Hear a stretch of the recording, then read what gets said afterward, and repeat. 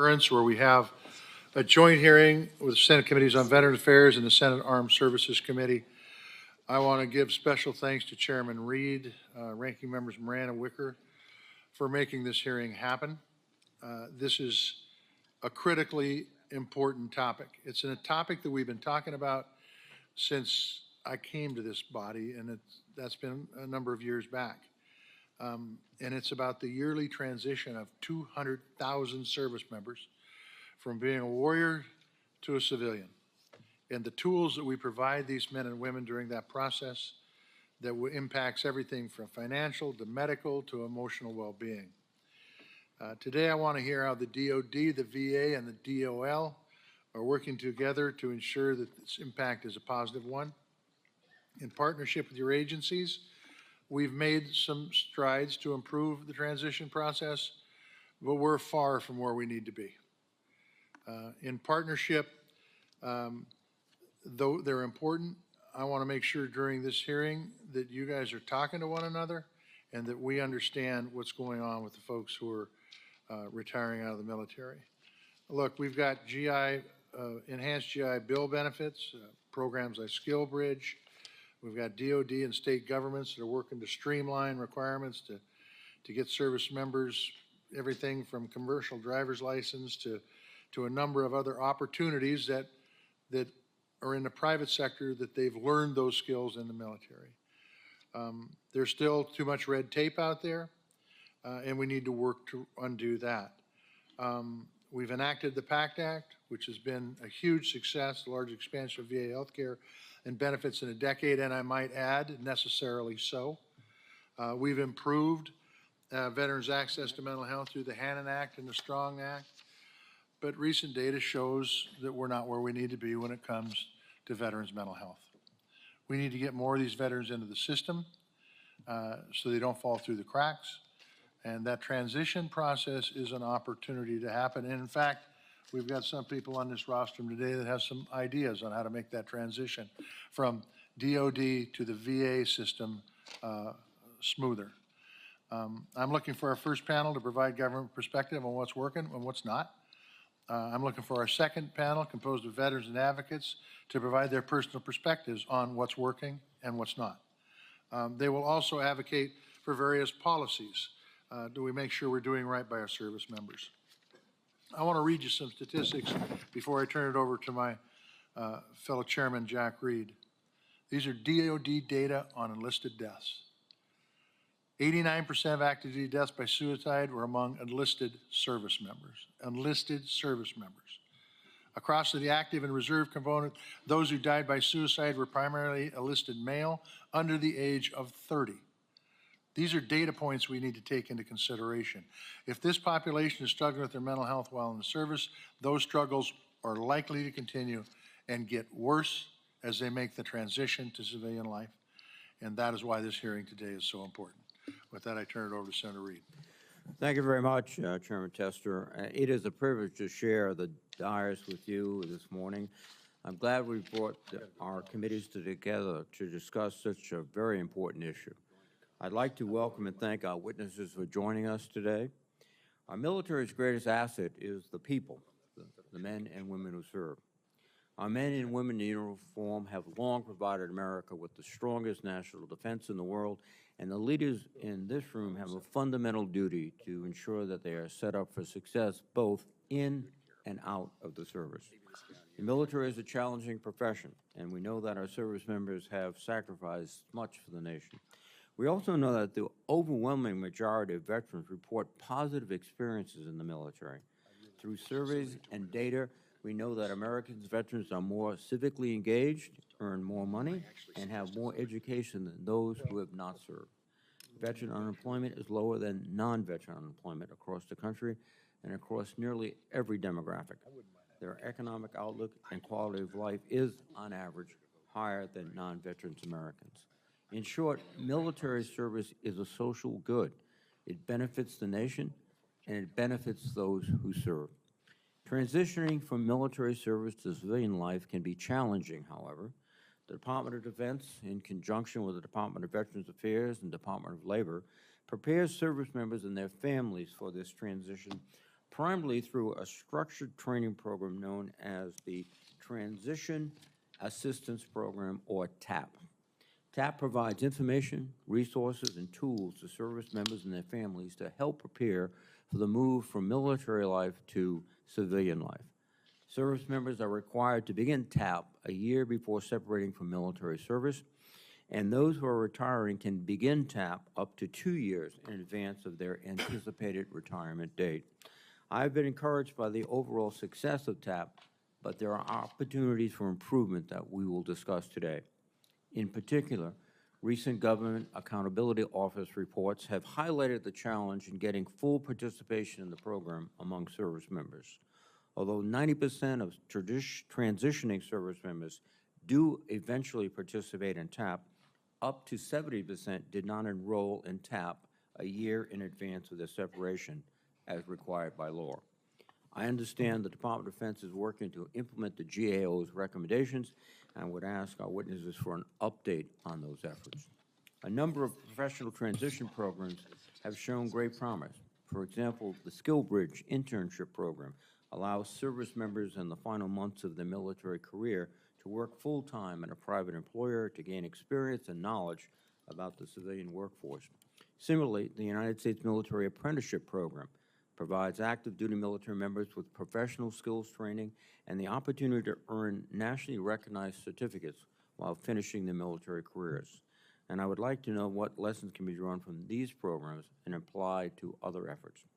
Finally, the transition from the military medical system, TRICARE, to the VA healthcare system can be daunting and confusing. Although VA eligibility and implementation should be smooth, many service members experience delays in determining their disability ratings, which can cause uncertainty and financial stress. Swift implementation of healthcare programs will be key to improving transition of members from active service to civilian life, and would ask our witnesses to share their views on how the transition can be streamlined. Thank you again to our witnesses, and I look forward to your testimonies. Now, on behalf of Chairman Testa, I'd like to recognize Ranking Member Moran. Senator Reed, Chairman Reed, thank you very much. Thank you to you and our chairman and veterans, and Senator Wicker for joining us. And thank you for our witnesses for being here. Our committee and the Department of Defense, Veterans Affairs, and Labor should prioritize a seamless transition and provide resources to reduce unemployment, homelessness, and suicide. All issues our committee deals with on an ongoing basis, and it seems like they all come together at this moment when we talk about transition. But we can address unemployment, homelessness, and suicide, as well as bolster military recruitment and support success after the military if we can improve the transition from active duty to prior service. Success after service will look different for every service member. That is why we must make certain that veterans are equipped with the knowledge and resources they need to thrive. That knowledge and resource needs to come earlier than the day in which they leave active service. I also want to address the friction. I'd like to see you all address the friction that exists in the transition process between military retention and readiness, something hugely important to our military, but to our nation and its national security. We need to allow service members to attend pre-separation counseling, TAP classes, apprenticeships, and internships before separation. FY 2019 NDAA, Congress reformed TAP, put additional requirements on the departments to individualize the transition process for those who are at higher risk for unemployment or post-transition issues. Additionally, Congress required that each service member go through TAP at least once more than 365 days prior to separation, a mandate that we know is not being followed for at least 70% of transitioning service members, according to the Government Accountability Office. Since those reforms were made in 2018, GAO has issued 12 reports on transition. Those reports include nearly 40 recommendations to VA and DOD. It's my understanding that very few of those recommendations have been agreed to or implemented, and DOD has not implemented a single one.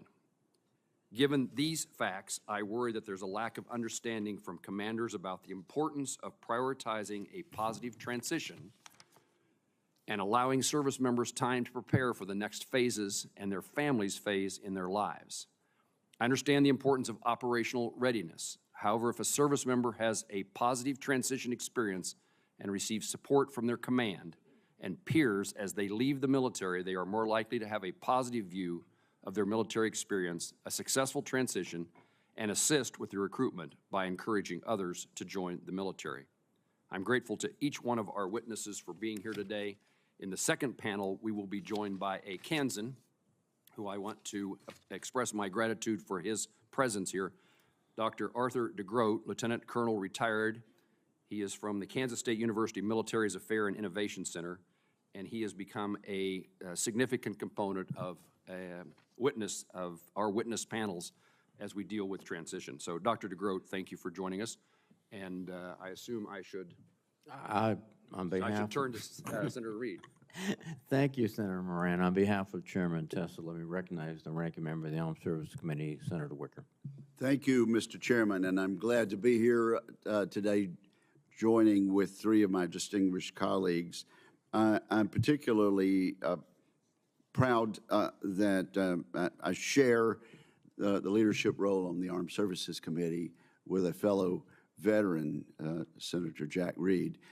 His career in the military is far more distinguished than mine, but I'm proud to be a veteran, proud to have served, and proud to be here with three very distinguished supporters of our military and our veteran community.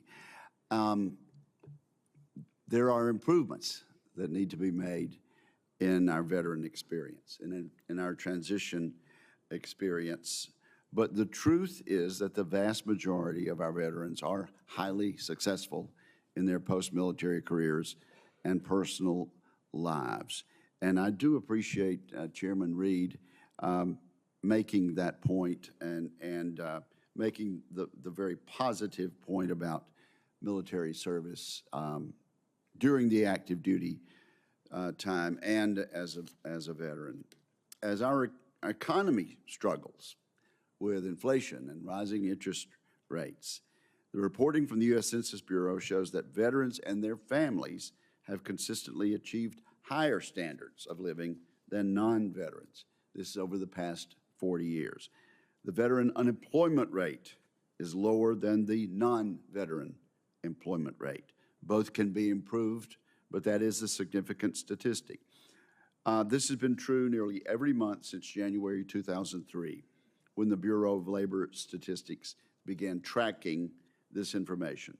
This impressive fact is no surprise to those of us who understand how valuable veterans are to civilian employers.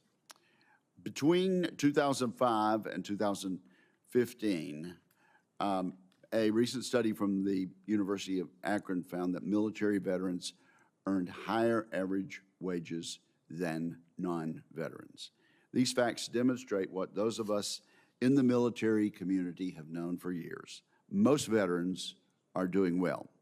The skills and character we developed during our time in service lead to desirable outcomes. Our witnesses should be congratulated for the superb work that they and their departments have been doing in this area over the past decades.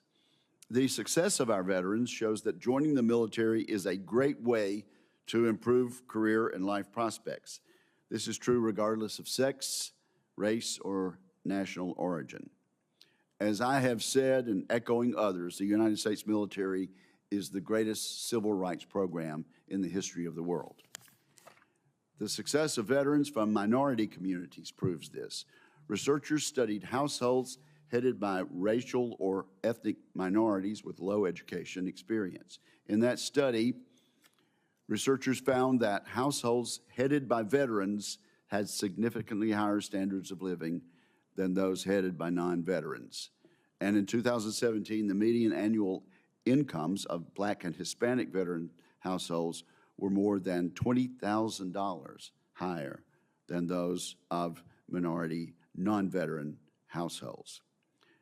So as you could see, I'm not only proud to be a veteran, I value military service and encourage many young Americans to follow this type of service.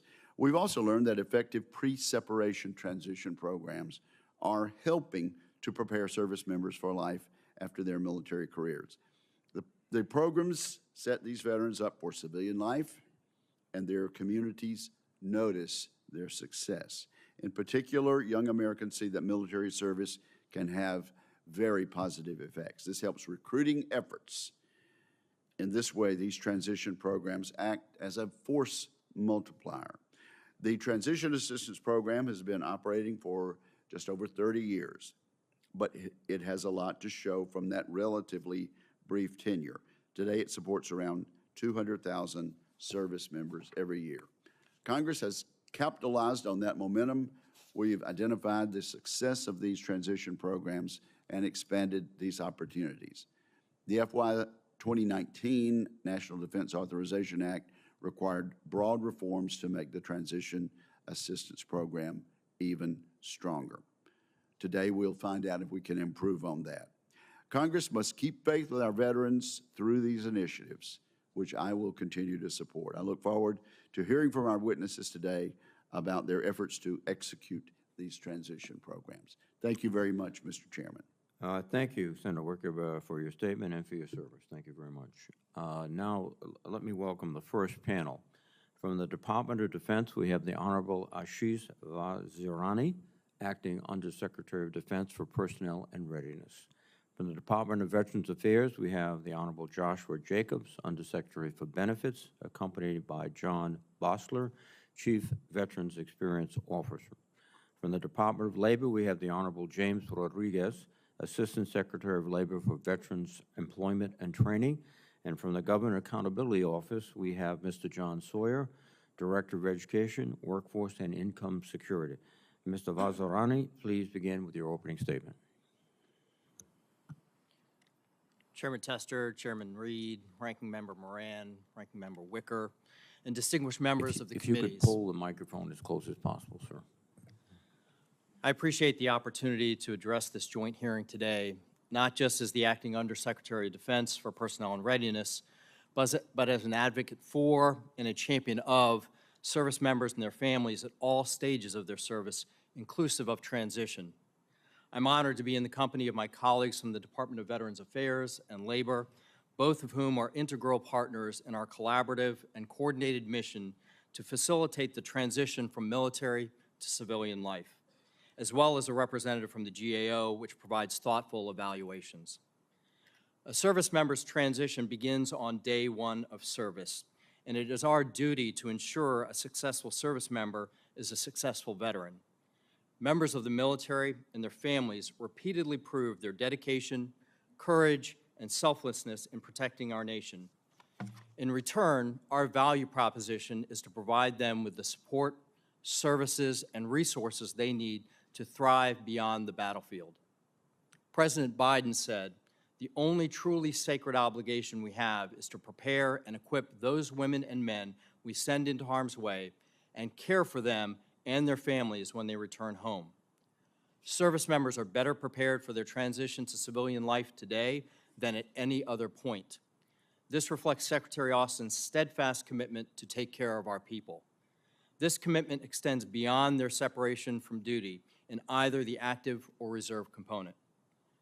DOD is one of the 7 agencies that each play a crucial role in the governance of military to civilian transition. Our investments in our service members' training and education, financial readiness, and health and well-being, coupled with the whole of government efforts to support their transition, are proving effective. Veterans using the post-9/11 GI Bill are more likely to graduate and have a higher GPA. Veterans are 20% more likely to be homeowners. Veterans earn more than their civilian counterparts on average, and veterans enrolled with the VA have better health outcomes than their civilian counterparts. The Joint Executive Committee stands as the bedrock of our collaborative efforts, and I have the privilege of serving as the DOD co-chair. The JEC provides the framework through which our agencies jointly oversee this transition process. The Transition Assistance Program Executive Council, a subordinate committee of the JEC, co-chaired by VA, Labor, and DOD, is responsible for ensuring that we have met statutory requirements and continuously improve the transition process for future service members and their families. DOD, with the collaboration and coordination of our interagency partners, is supporting service members in their transition to civilian life with a human-centered design approach. Our lines of effort are too numerous to name them all here, but we have made great strides in mental health support services, career advancement and educational resources, transitioning spouse employment assistance, and homelessness prevention, just to name a few. Our interagency team knows our work is ongoing. We are wholeheartedly committed to continuous improvement of the transition process and our transition assistance program. We appreciate the legislative authorities that Congress provides to support transitioning service members and improve transition processes and programs. We continue to use those authorities with our interagency partners. In closing, I'm proud of the holistic transition framework that delivers individualized support for service members and their families through our interagency partnership. With your continued support, we will uphold our promise to take care of our people, securing their future and ensuring the continued success of the all-volunteer force. Thank you, and I look forward to your questions. Thank you very much, Mr. Secretary, and I'm now going to recognize the next person, if I can find my notes.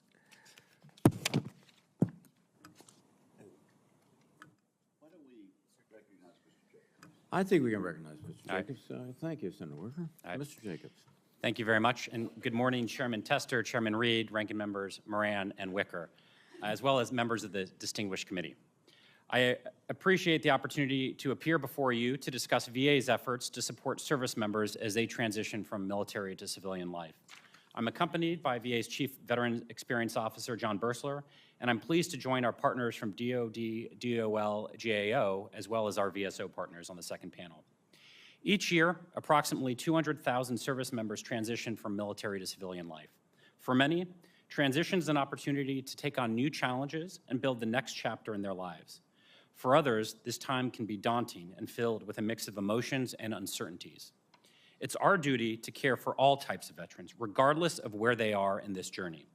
We need to connect them with their earned benefits and health care because veterans who utilize their earned benefits are healthier, they earn more, and they're better set up for success as they enter into civilian life. Not only that, we know that our success or failure in connecting veterans with their benefits has lasting impacts on the military's ability to recruit future generations of service members. To empower transitioning service members in their journey towards a fulfilling civilian life, service members are allowed to begin their transition assistance program 1 year prior to separation or 2 years prior to retiring. Attending TAP as early as possible in the transition process is critical for transitioning service members, given the vast amount of information they need to digest in a compressed time frame. It also gives them the opportunity to access their earned VA benefits more quickly through the Benefits Delivery at Discharge program, or to get their foot in the door to a potential employer through the Skill Bridge program. As part of the broader interagency TAP program, VA delivers a 1-day TAP course, which was attended by 88% of all VOW Act eligible transitioning service members in fiscal year 22. VA's TAP course is a valuable resource that provides guidance on how to access earned VA benefits and enroll in VA healthcare. And participation in TAP is correlated with a higher application rate for VA benefits. Additionally, VA also contacts all eligible veterans at 3 key stages during their first year after separation from active duty through a program called Solid Start, which was established in 2019. As of September 30th, Solid Start has assisted nearly 400,000 veterans with accessing their earned benefits. Despite these successes, too many recently separated veterans aren't accessing VA's most high-impact services within the first year after they separate from active duty, including health care and compensation benefits. Part of the reason for this may be that veterans under 40, and especially those under 30, don't consider VA an immediate need, but they should. To tackle that challenge, VA, in partnership with all military service branches, as well as our federal partners, including DOD and DOL, are using the voice of veterans and their families to identify pain points and co-design solutions through extensive human-centered design research conducted over the last 2 years. Some of those pain points were echoed recently when Sergeant First Class Rima Rusnak began her transition journey and started visualizing her life in a different capacity, a life geared more towards academics. For Rima, it was only 2 years ago that transition came on the radar. She has many goals for life after service, but for the first time in her career, she didn't know what actions to take. While still in uniform, she began studying to get her master's degree with the ultimate goal of obtaining her doctorate. She needed to know whether she'd be financially secure during school, but she wasn't sure what the GI Bill would cover or when she could even utilize it. Rima is also a paratrooper. Every jump takes a toll, no matter how well you execute the parachute landing fall. While knee and back pain from jumping out of airplanes is tolerable at this point, she expects it to become more of a challenge later in life. She was fortunate enough to attend TAP in February, and she applied for her benefits through BDD. She left active duty in August and received her first disability compensation payment in September. And as she begins this next chapter in her life, she's going to continue her service to this country through the Army Reserves. Stories like Rima's are why we're actively co-designing solutions that address pain points and demonstrate tangible value to veterans. It's why we began hosting annual veteran transition symposiums to coordinate and improve the way that we support transitioning service members and their families. It's why we're updating the TAP curriculum so accredited VSOs and state departments of Veterans Affairs will now have the opportunity to directly engage with transitioning service members and their families for nearly an hour at the end of every one-day VA TAP class. And it's why the cross-agency team co-designed and is prototyping with service members, veterans, and their families a personalized digital solution that enables them to set goals, take action, and get help when they get stuck. We're also working to engage more with service members during their military career by collaborating with DOD to educate commanders on the importance of connecting service members and spouses with VA benefits and health care prior to separation. And as I stated earlier, improving the experience during that process. The military to civilian transition process brings opportunities for us to improve trust in VA and support the personal growth of veterans as they navigate this challenging but ultimately rewarding phase of their lives. Thank you for your continued support of transitioning service members, veterans, caregivers, and their survivors. I would be happy to answer any questions you or the committee members may have. Thank you, Josh. Thank you for your testimony. Next up, we have from the Department of Labor, Honorable James Rodriguez, Assistant Secretary of Labor for Veterans Employment and Training. You have the floor, James. Chairman Tester, Chairman Reed, Ranking Member Moran, and Ranking Member Wicker, and distinguished members of the Veterans Affairs and Armed Services Committee. Thank you for the opportunity to testify before you today on the current state of the Transition Assistance Program and the steps that should be made to continue modernizing and reforming the program. I've spent my entire federal career serving veterans. This is my passion and that of my team who carry out our mission every day across the entire country. DOL is the federal lead for employment and training programs. Within DOL, VET's mission is to prepare America's veterans, service members, and military spouses for meaningful careers, provide them with employment resources and expertise, protect their employment rights, and promote their employment opportunities. VETS administers employment programs for transitioning service members as part of TAP. Successful employment is the key to economic success and can strongly impact physical and mental health, life expectancy, and the quality of life. Our American Job Centers are one-stop locations that offer a broad range of career and supportive services to the public. And veterans receive priority of service for all DOL-funded training programs. That's why it's so critical that DOL Vets is at the table today and that we continue to have a seat at the table with our federal partners and to ensure the success of transitioning service members and veterans in the future. Today, I'd like to highlight 4 topics that will interest this committee. First, service members are attending DOL TAP employment workshops in record-breaking numbers. VETS administers 3 core TAP employment workshops: the 1-day Employment Fundamentals of Career Transition workshop, the 2-day DOL employment workshop, and the 2-day Career and Credentialing Exploration workshop. In FY 2022, we provided instruction to over 266,000 participants, which is over a 40% increase from the previous workshop record in FY 2021. And our participant survey results are very encouraging. In FY 2023, 97% of participants indicated they would use what they learned in their own transition planning, and 95% reported that their confidence in transition planning was enhanced. Second, VETS is leading the way to transform the TAP employment space. Via the VETS Employer Outreach Program, VETS is also asking U.S. employers to participate in the DOD Skill Bridge program. Last year, employers provided 22,548 employment-related DOD Skill Bridge opportunities to serve members across all services. And in response to consistent feedback that service members want more personalized support beyond the classroom environment, VETS created the Employment Navigator and Partnership Pilot, or EMPP. Since its launch in 2021 at 13 military installations, EMPP has served about 13,000 participants, and preliminary data shows that EMPP participants earn higher wages than those who did not participate in EMPP. Third, VETS pilot programs are a huge success. For example, as of March 31st, 2023, 96% of EMP survey respondents reported positive feelings after meeting with their employment navigator and would recommend EMPP to a friend or colleague. Additionally, 98% felt EMPP partners met or exceeded their employment-related expectations.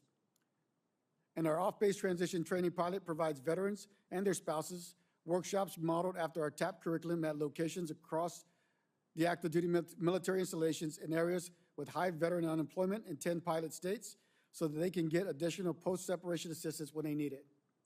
Fourth, VETS will leverage data to improve TAP outcomes. Traditionally, VETS has only had access to data about TAP workshops and those workshop participants. However, new initiatives such as EMPP have enabled VETS to access employment outcome information on our transitioning service members through the National Directory of New Hires at the Department of Health and Human Services. DOL will leverage this information to improve program delivery and employment outcomes. And we look forward to sharing the outcomes of our research with our partners and stakeholders in the future. In conclusion, our long-term strategic goal for TAP is for the nation to recognize military service as a path to high-quality civilian careers. The future of the country's all-volunteer force across the armed services depends on this recognition. And we look forward to working with the committees to ensure all veterans can secure a good job that will provide them with career advancement opportunities. Thank you again for the invitation to participate in this hearing with my colleagues from VA, DOD, and the GAO, and I welcome your questions. Yeah, thank you for your testimony, Mr. Rodriguez. Next up from the Government Accountability Office, we've got John Sawyer, Director of Education, Workforce, and Income Security. Chairman Reed and Tester, ranking members, Wicker and Moran, and members of the committee, thank you for the opportunity to discuss GAO's recent work on programs that help service members transition from military service to civilian life. Over the next few years, more than 500,000 service members are expected to take this critical step. There are several federal programs that provide benefits and services to help service members achieve their educational, employment, and other goals and overcome potential challenges in adjusting to civilian life.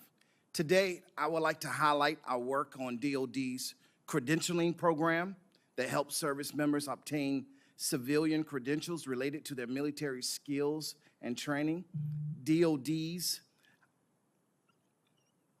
Transition Assistance Program, which provides tailored counseling and classes to help service members achieve their post-transition goals, and VA's Solid Start Program, which serves new veterans in their first year after leaving military service. Our work has found that oversight and implementation of these programs could be enhanced to achieve their intended benefits. Since February 2022, we have issued 10 recommendations on these programs. I am pleased to report that VA implemented our Solid Start recommendation to further collaborate with veteran service organizations to identify and address outreach gaps for hard-to-reach veterans. As a result, VA increased its rate of successful outreach to younger veterans and continues to regularly coordinate with VSOs to enhance its overall outreach. The remaining recommendations were directed at DOD and its service branches. For example, we found that DOD's credentialing programs lacked adequate evidence to show that the programs were working. As a result, we recommended the DOD more fully assess the effectiveness of its credentialing programs. DOD agreed and expects to implement this recommendation in fiscal year 2025. The remaining recommendations were issued in our December 22 report on DOD's Transition Assistance Program. In that report, we found that attendance in tailored two-day classes increased significantly since 2016. However, the service branches waived over half of its transitioning service members from attending them. Per service branch policies, service members who need maximum transition support must attend a two-day class, but we found that nearly a quarter of them did not. And finally, we found that most transitioning service members, 70%, did not start TAP at least 1 year in advance, as generally required. While the service branches and the TAP Policy Office collect and review performance information on two-day class attendance and timeliness, they do not fully leverage this information to understand and improve results. We believe that better understanding root causes for attendance and timeliness results would help DOD improve service members' ability to benefit from the full range of transition resources available to them.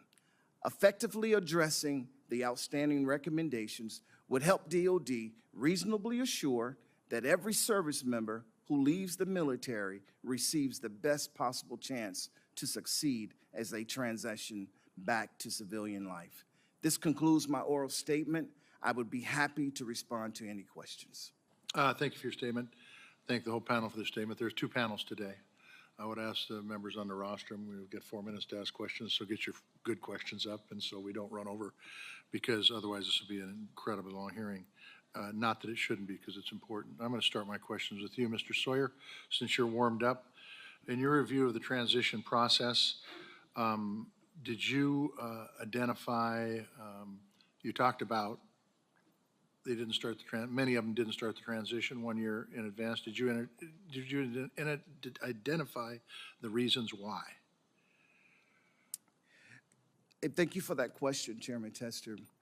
In our report, we did not specifically identify reasons why individuals were not starting the Transition Assistance Program 1 year, at least 1 year in advance of their anticipated separation or transition date.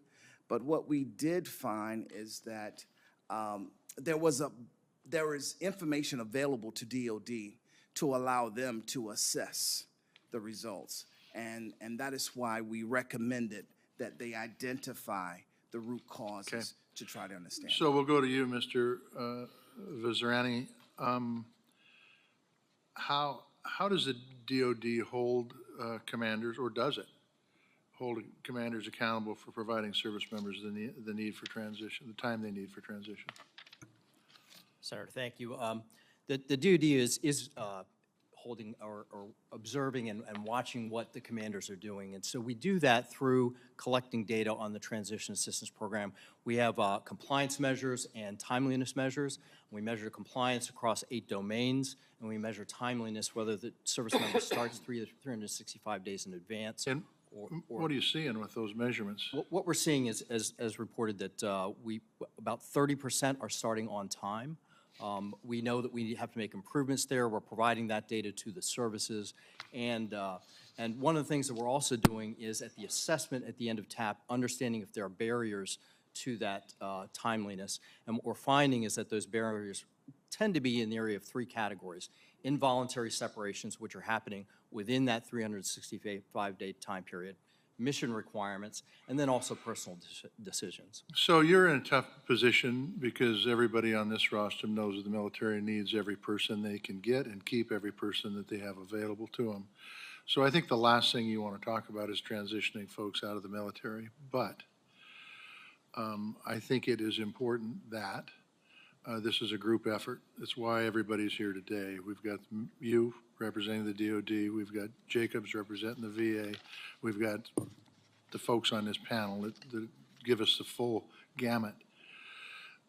We have got a massive problem that has been around for a long time in mental health with the folks that are coming out. And the statistics that I read in my opening statement show that this is really most prevalent in enlisted members. So do you have, before I move on, just real quickly, Mr. Verzano, do you have any ideas on how we can make it better while keeping our numbers up in the military? Senator, so as the Secretary said, mental health is health, and we're very focused on assessing the mental health of service members and ensuring their mental health throughout their time of service. Through the congressionally mandated suicide prevention Yes.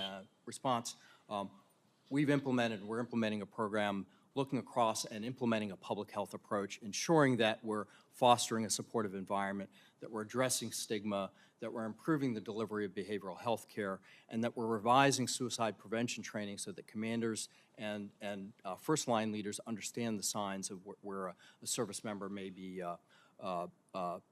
have concerns about their mental health or behavioral health. Thank you. I'll go to Chairman Reed and then Ranking Member Rand. Thank you very much, Chairman Tester. Quickly, Mr. Vizarani, what steps are you taking to get compliance with the statutory 365-day sign-up? There are some circumstances which you can't, i.e. someone is terminated from duty prior to that time period. But what are you doing specifically? Senator, one of the things that we're doing is we're in the process of integrating a single data repository that will allow for that measurement and providing that information back to the military services and to commanders. And when we think about the accountability portion of this, we try and think about this not accountability necessarily from a punitive standpoint, but from what can we learn? Are we understanding best practices, and are we sharing those best practices across the services? Well, thank you. One of my experiences is that the transition from uniform to civilian, DOD to VA, the most challenging aspect is medical health care.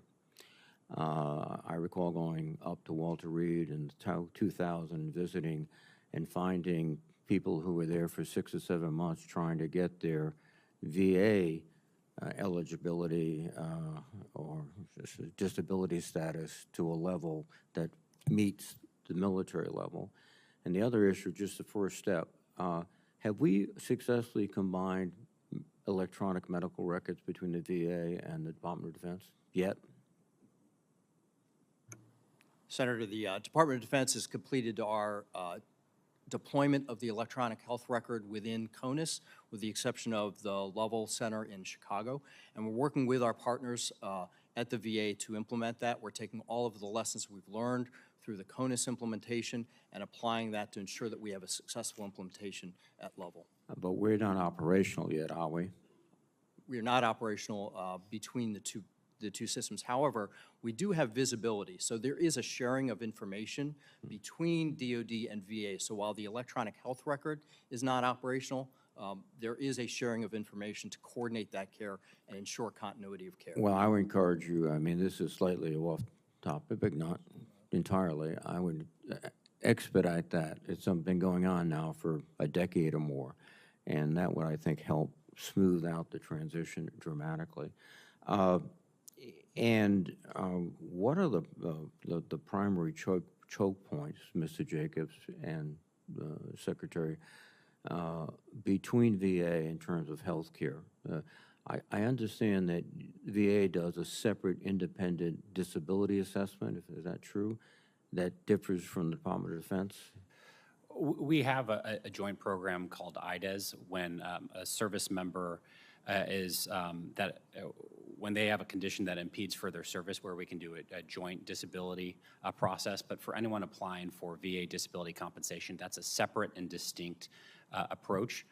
And the benefits that we provide in terms of disability compensation are not only a recognition of the impact of the individual's service, but they're also a gateway to other benefits. They impact healthcare eligibility and the criteria, the priority group within healthcare. It also can inform eligibility for other benefits and make connections. But the reality is that a DOD physician could give someone an 80% disability rating, the VA would independently rate? We are providing independent assessments based on our rating schedule for disability compensation purposes. I think that's something that deserves further coordination and maybe even legislative support. I think that would be helpful. I thank you. I know this is a very challenging situation, but the other point too is, I presume, and I'm exceeding my time, just very quickly, there is a mandatory information session on medical health care opportunities that's specifically designed for the retiring veteran? Yeah, so in the one-day VA TAP course that we provide, we include information about healthcare in addition to the full suite of other benefits. Thank you. Ranking Member Moran. Chairman, thank you. Secretary Vizirani, both of my colleagues who preceded me in asking questions have highlighted the need for, in I think, our view that the Department of Defense further emphasize, act more expeditiously. Would you confirm to me that you understand and support the value of this transition program for the benefit of the servicemen and women who serve today and the veterans they will be tomorrow? And tell me what the impediment in the Department of Defense and the branches is toward moving more expeditiously to meet the requirements of the statute. Senator, I do confirm our commitment to taking care of people and ensuring that service members make a successful transition so that they have a successful as a veteran as well.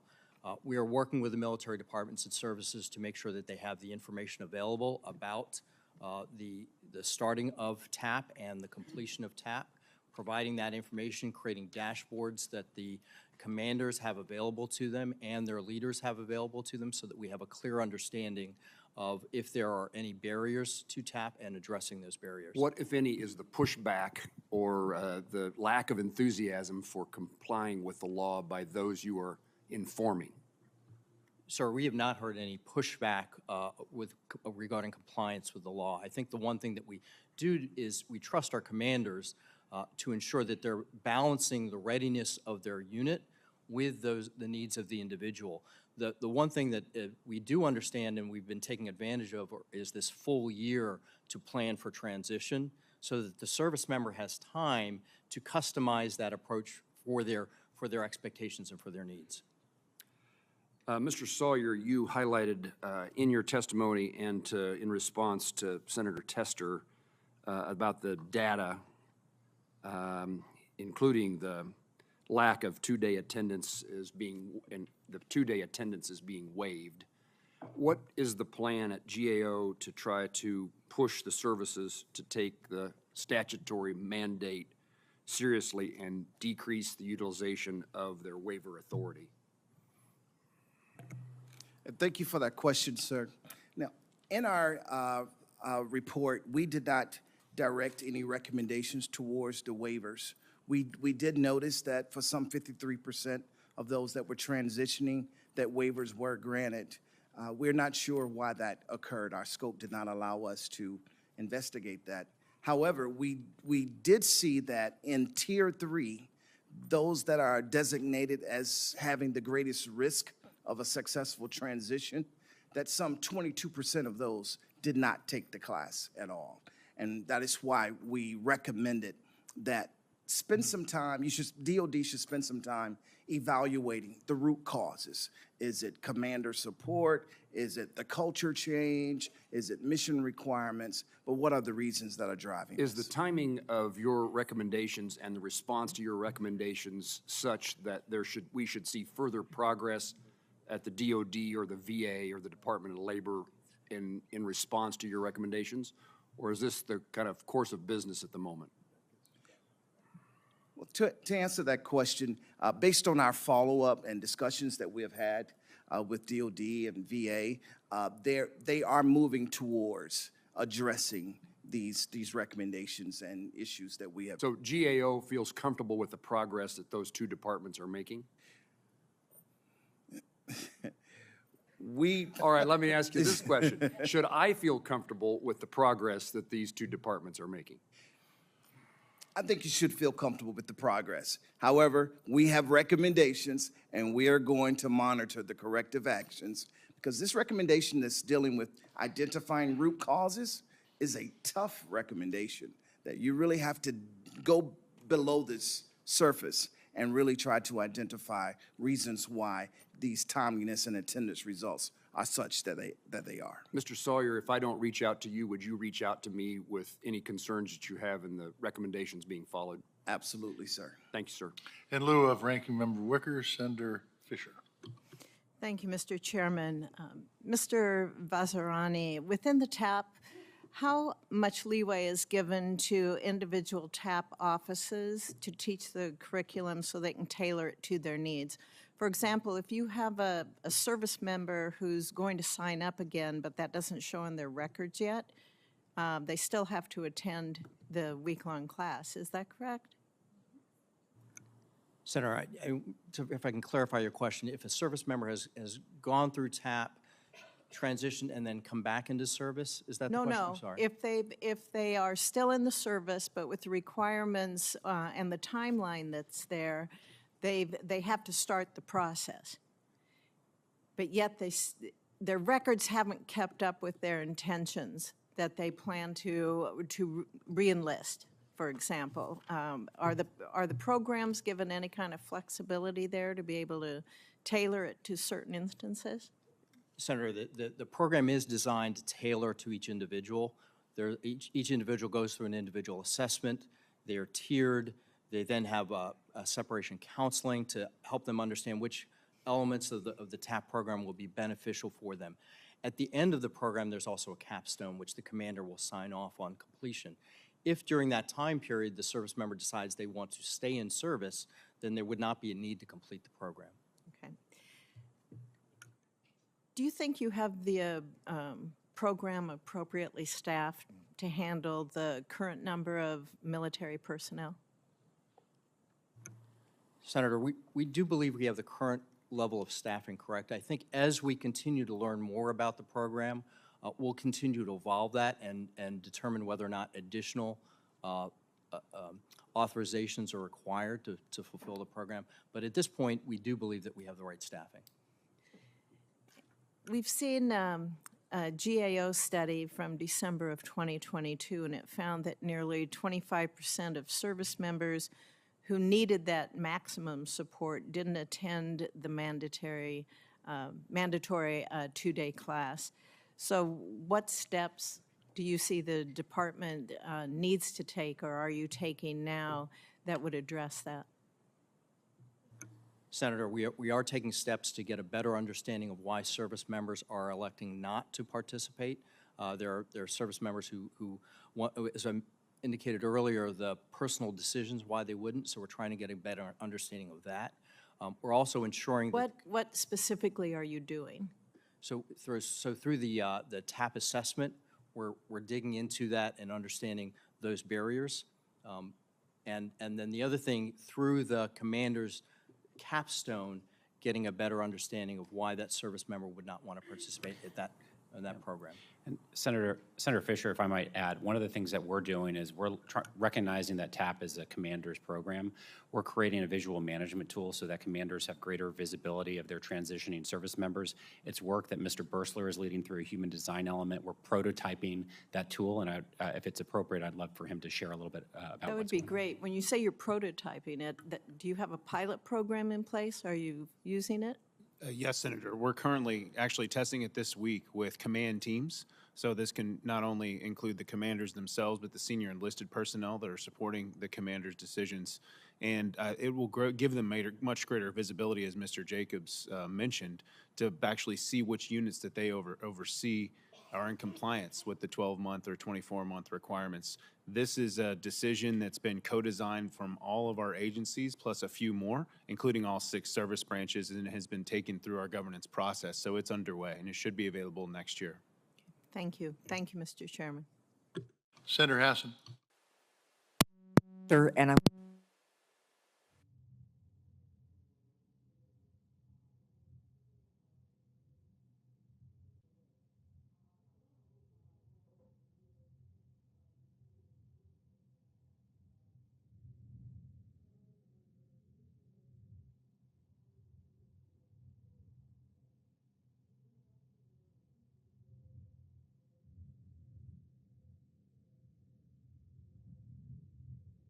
materials. So I all veterans to get involved and take the pledge to connect with 10 veterans, family members, or caretakers. Really help build that sense of community that's so important. Now I'll start with a question to you, Mr. Vazirani.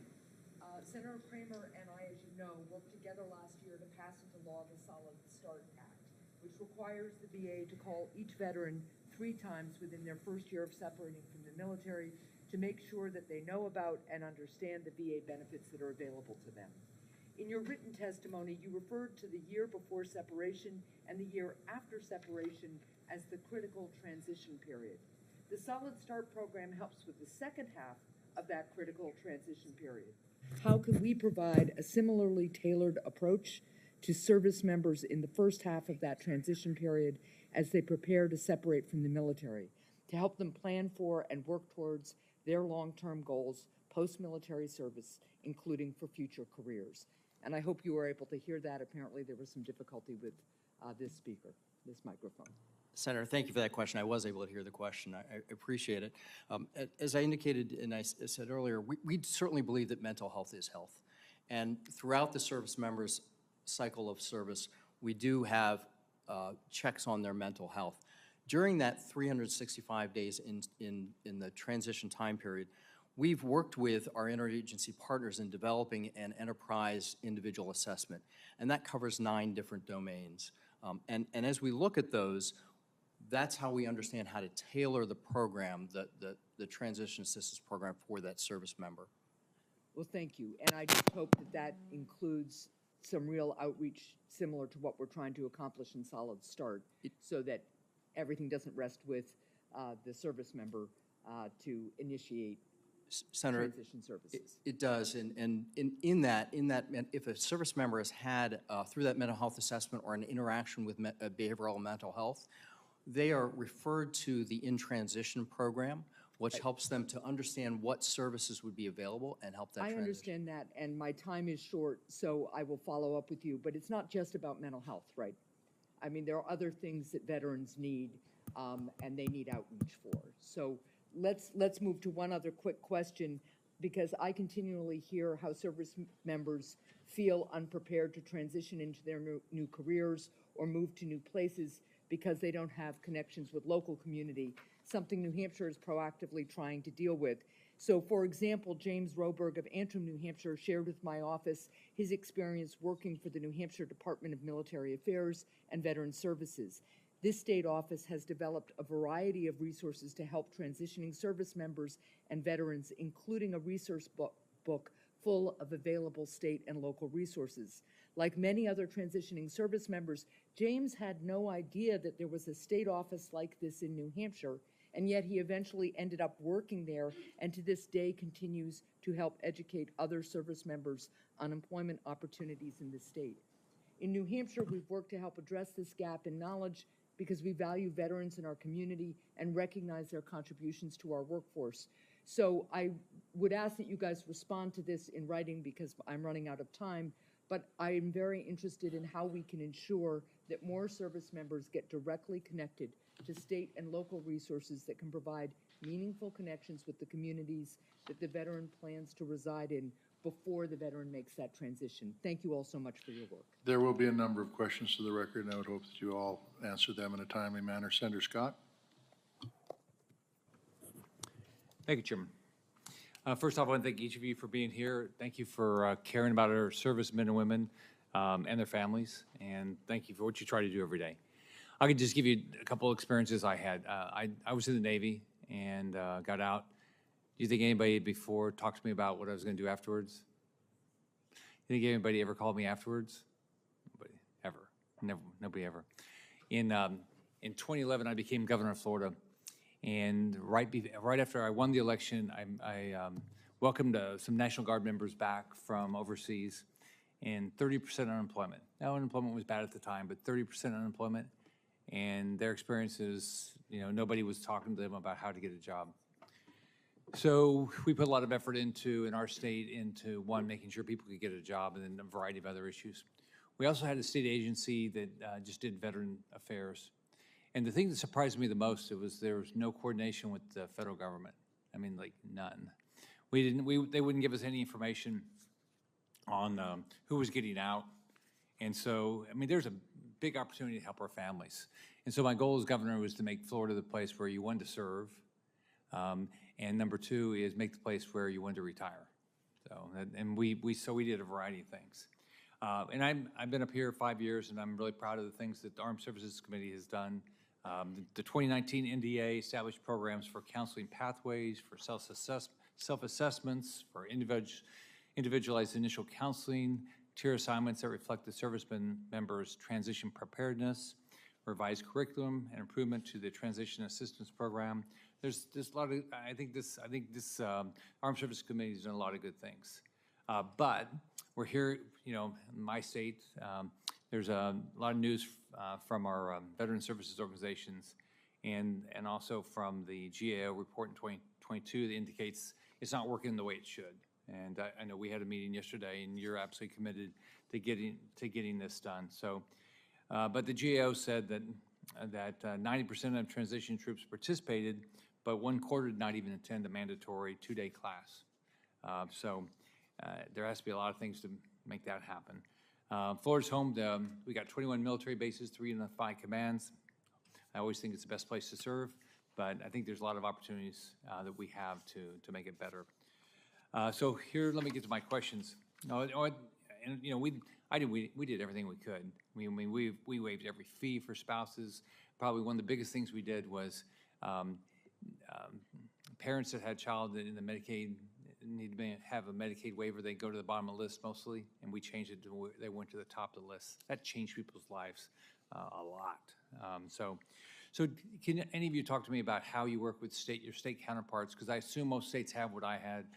There's a state agency, and how do you work with them now? Yeah, thank you, Senator, for that question. And I have to say, you have an excellent veteran leader and advocate in Hammer Hartzell, who is the lead of the State Department of Veterans Affairs in Florida. Yeah. It seems like every time we have an engagement, he is there. We actively work with all of the state departments of Veterans Affairs through the NASVA program. And one of the things that we're doing through the upgrade to our VA TAP curriculum is we're including at the end of our day for the last 45 to 60 minutes a portion of the day where accredited VSOs and state departments of Veterans Affairs can directly engage with transitioning service members, because we know that personal relationship is important. That when veterans go home, they're provided with 200 pages of material on VA benefits and healthcare alone. There are a lot of questions, and they have incredible advocates in both accredited VSOs and state and local government who are there and whose sole purpose is to help connect them to those earned benefits. So we actively work with them. We actively seek input and feedback on our programs. I get feedback from Hammer personally when something's not going well, or he wants to say, hey, you know, your staff did a great job, you should recognize them. And so it's a really important part of our operating model, and they're really valued partners. Thanks. Thanks for what you guys are doing. Senator Shaheen. Thank you, Mr. Chairman, and thank you all for being here. I want to make sure I understand some of the testimony earlier with respect to the TAP program. Mr. Rodriguez, I understand you to say that vets are attending TAP in record numbers. Was that correct? Yes, it is. I'm talking about the DOL version of TAP, that one-day TAP course. Okay, so that's a different TAP course than, Well, it's a single day that's separate from the DOD and the Veterans Affairs days. and how do you coordinate with what DOD is doing? So we work seamlessly together as part of, it was mentioned, the TAP Executive Committee, the Joint Executive Committee. We work together to ensure that TAP is a seamless transfer of information and sharing of resources to better prepare that service member when they are preparing to transition out of the military. So if I'm a service member, can I go to the DOL TAP rather than DOD TAP? It's the same TAP. So there's 3 mandatory days, 1 day DOD, 1 day Department of Veterans Affairs, 1 day DOL, and then there's 2 additional optional days that a service member can take. So what percentage are actually attending DOL's TAP? I don't have the percentage, Senator, but I can tell you the numbers. Roughly 148,560 service members are going through the 1 day DOL TAP. But I understood you to say, Mr. Sawyer, that 70% of members of the military who are getting out didn't attend? Are you talking about a different program? Thank you. The 70% relates to those starting the program at least 1 year in advance of their transition date. I can understand why veterans might be confused because the coordination is challenging. And as we heard from virtually all the chair and ranking members talked about the mental health challenges and the number of veterans who are at risk of suicide. And is it Borsler? I understand that you've worked with our European allies about how they administer their transition assistance programs. Do veterans, non-U.S. veterans, face the same risk of suicide in their first year as U.S. veterans? Senator, I'd have to take that question for the record because we don't, to understand their methodologies and how they measure that rate. But I do know that there are some great programs that our allies use as well as our own. I think we still have the best system. And so when you talk about those great programs, are there things that we should be adopting from what our allies are doing? I do think that as I mentioned, Senator, we do have the best system when we compare to a lot of our allies in the way that they execute these programs. There are some interesting use cases, particularly in the United Kingdom and their career transition partnership. But in the intervening years, as Assistant Secretary Rodriguez mentioned, the ENPP program for the Department of Labor almost mirrors what the United Kingdom has been doing. It's been very successful. So I think there's a lot we can learn from each other. I appreciate that. Mr. Jacobs, one of the things that we're hearing in New Hampshire is that too many veterans are not taking advantage of the VA benefits, particularly for mental health. It's the theme that everybody's referenced in all of the questions. So what can we do better? Thank you very much for that question. We know that when veterans connect and access their earned benefits, whether it's disability compensation, home loans, education, or their VA health care, they have better health outcomes, they have better economic opportunities, and it decreases the risk for suicide. Right. So how do we do that? Correct. So we are aggressively continuing to do more outreach. So during the transition period, we're identifying where there are veterans, transitioning service members at risk, and providing a warm handover. We have benefits counselors, we have military service coordinators, there are VHA liaisons on military treatment facilities. Part of the way that we're doing that is through the Solid Start program, where we're calling transitioning service members 3 times in the first year after they leave the military at the 90, 180, and 365-day marks. And the goal of this program when it was created was to address the very real mental health concerns that we are all focused on. And the program is structured in a way where it's open-ended. So it's really tailored around responding to the veterans' needs. Do they need connection with a mental health counselor? And then we can connect them to a vet center, a CBOC, a medical center. Do they need a status update on their claim? Do they need assistance with their claim? Do they need help pursuing housing? And so we have opportunities like that, but it's also to the point that was made earlier, it's Buddy Check Week. It's promoting opportunities for us, not only as a government, but as a broader society to support one another, to know the signs to look out for, so that when we see a fellow veteran, a friend in crisis, that you know that there's a place to help them, even if you don't have the resources to do it yourself. Thank you, Mr. Chairman. Senator Schmidt? Thank you, Mr. Chairman. Thank you all for being here and the work that you do every day, helping the folks that have served us in Missouri. We're really proud. We've got 3 bases. We've got Whiteman Air Force Base, we've got Fort Leonard Wood, and we've got Rosecrans, which is the Air National Guard base in Northwest Missouri. And so those folks that have committed themselves to this country, they deserve all the support and the best support, which is why we're all here. So thank you for that. I wanted to ask just 2 questions, and I'll just throw it out, whoever wants to answer. The first is, Senator Ossoff and I co-sponsored a bill that would support military spouses as they are being reassigned to ease some of the regulatory burdens that exist as they're moving from place to place. What are just 1 or 2 things that we can do better to ease that sort of burden as they're, you know, they want to continue their careers or business ventures as they're moving from place to place. Senator, if I may, I'll start. First of all, thank you very much for the work that you've done to support military spouse employment. The one thing that we're finding is really effective for military spouses is the compacts and encouraging the states to sign on to compacts. That portability not only benefits a spouse of an active duty service member, it supports spouses of veterans, it supports all Americans. And so the more that we can get states to sign on to those compacts, I think we'll find that we'll have greater portability. Thank you. I don't know if anybody else had anything to add. Senator, I'll add a Okay, few sure. things there. One of the biggest challenges is our military spouses are at a 31% unemployment rate. And so they have the highest unemployment rate of any category affiliated with the military community.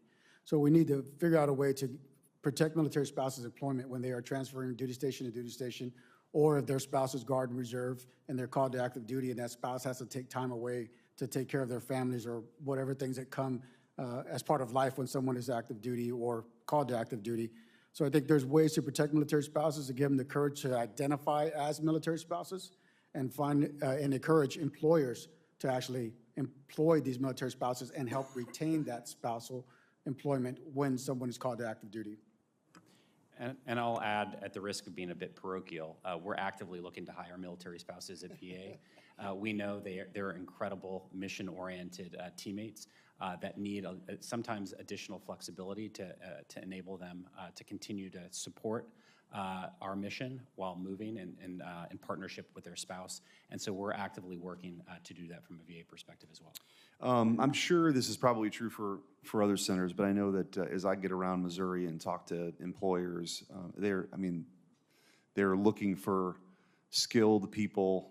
That the labor shortage obviously is a broad issue, but as it relates to military folks, and this question's been asked in a few different ways, but you know, it's the United States Senate. Just because a question's been asked, it doesn't mean it's been asked by everybody. Your sort of take on what are a couple of things that we can do better to make sure that that you know our military servicemen and women, while they're in active duty, can avail themselves to as much of that training as possible as they transition, because there is a great need out there, and I know that a lot of employers are really looking for people who've served the country as well. What are just a couple of takeaways that we can take back home and work on?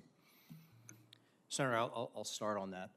As we think about the opportunities for the service member and the military spouse to gain employment or to be successful as they go beyond, I think encouraging employers to get involved in the programs that we have, whether it's SkillBridge or our military spouse employment program, those would be helpful. I think the other thing, sir, that would be really helpful is if we can encourage more Americans to talk about the value of service and the benefits and how successful veterans are, and that will help us on the front end as well as we encourage people to come into service. I would just briefly add, you know, one of the things I heard when I joined Hiring Our Heroes in a community event with the health and life sciences industry is that oftentimes companies will have incredible veteran candidates. They may not have a position that they can offer them, but they think it's a valuable resource. And so it's making kind of that connective tissue a little bit stronger so that they've got colleagues in industry who they can refer those incredible candidates to, even if they can't offer a position at that time. Thank you. Thank you, Mr. Chairman. Senator Murray. Thank you very much, Mr. Chairman, for having this hearing. Thank you all for being here. There is no question that our service members deserve a seamless transition out of the military to VA services. In my home state of Washington, DOD went live with its own electronic health records program back in 2017. It has its own challenges, and I'm sure you all know that when the VA rolled out its EHR program, it was not working the way that it should have, and patient safety has been a very big concern. So I want to make sure that DOD is working hand in hand with VA so that we can truly have a seamless electronic health record system that is available across both agencies to serve service members and veterans alike. Mr. Vazzarini, I wanted to ask you, can you share some of the lessons DOD has learned while you rolled out your EHR system, and how did you earn back the trust with providers and service members after you had significant periods of system downtime? Senator, thank you for that. As we've rolled out our EHR, the things that we learned, and particularly through that first time period, the things that we, the barriers that we had in utilization, we've learned about what we need to do from a usability standpoint to make the EHR more usable for the healthcare provider. We've learned about the training that we need to conduct to ensure that there's a quick ramp up on utilization. And those are some of the things and some of the lessons that we've learned that we shared with our VA partners. Okay, I appreciate that. I wanted to ask you about women service members because transitioning out of the military is a challenging experience for all service members, but it is particularly difficult for women who face additional barriers in the civilian world, everything from gender pay caps to sexual harassment, lack of access to childcare. And there was a study by Syracuse University that 54% of women veterans who left the service didn't feel prepared to navigate the resources available to them in their local communities. That's compared to 35% of male veterans. Mr. Vazzarini, has DOD tailored the Transition Assistance Program at all for women service members? Senator, we have. And so one of the things that we do through that transition process, and particularly in that understanding of what benefits are available and the care, we've tailored particularly the education around health benefits and how to access health benefits for women. The other thing that we continue to do is focusing on all veterans, but particularly for women, is to understand for those who may have come across or encountered something along the spectrum of harm, the resources available to them there. So I'll turn to maybe Mr. Jacobson. He could talk about what VA would. Yeah. Senator, we have what's called the Women's Health Transition Training Program, which provides tailored support and information for transitioning service members. It includes gender-specific health care information as well as information about how to access benefits in a timely way. What I would say is it is underutilized. So we're working to try to get the word out and promote and encourage more transitioning service members to take it because we do think it's a valuable resource. Okay, thank you. And one last question. In last year's Military Family Support Programming Survey, 80% of the respondents said their finances were a major source of stress, and more than half of military and veteran families reported experiencing barriers to savings over the previous 2 years. 22% of currently serving military families, 38% of veterans families have less than $500 or no emergency savings at all. I think financial literacy is critically important, and Mr. Vazzarini, in my few seconds that I have left, what is DOD doing right now to promote financial literacy and making sure that that is an integral part of the Transition Assistance Program? Senator, one of the things we do is from the very outset, from the time a service member starts in boot camp, is making sure they understand what financial readiness resources are available to them. We provide education and training and coaching and access to personal financial counselors throughout their time in service. Okay, and if I can get a more detailed response from you, I would really appreciate that. Thank you, Mr. Chairman. Yep, Senator Cotton. Mr. Vazzarini, I've heard reports that former U.S. service members have been approached by communist China and offered jobs that draw on their military expertise to aid the PLA. This is already happening with some of our European partners, veterans, oftentimes through professional military companies in third world countries like South Africa. What steps, if any, is the Department of Defense taking today during the transition process to ensure that our troops are aware of this kind of activity and adequately prepared to resist these offers, especially if done through intermediaries? Senator, we continue to be concerned about the pacing threat of China and the approach that they take to try and undermine what we're doing. We have provided guidance through the military departments on when our service members there's outreach from malactors. And Senator, I'll be happy to get back to you with the specific steps we've taken and the guidance we've provided. Yeah, could you please get back to me in writing on those steps and also what mechanisms, if any, you have in place to track these kind of offers? Because I do think it's a growing concern, like I said, with our European partners. But I worry about reports that it's now occurring in the United States as well. I believe that our reserves play a crucial role in the nation's defense by allowing the U.S. to retain critical skills and talents in our services while also allowing active duty service members to transition into the reserves. Unfortunately, like the rest of the active duty military, the reserves are facing historic shortfalls as well. Has the DOD studied barriers to transitioning into the reserves from the active duty? Senator, that is, as far as addressing barriers to transitioning to the reserve, we are looking at that.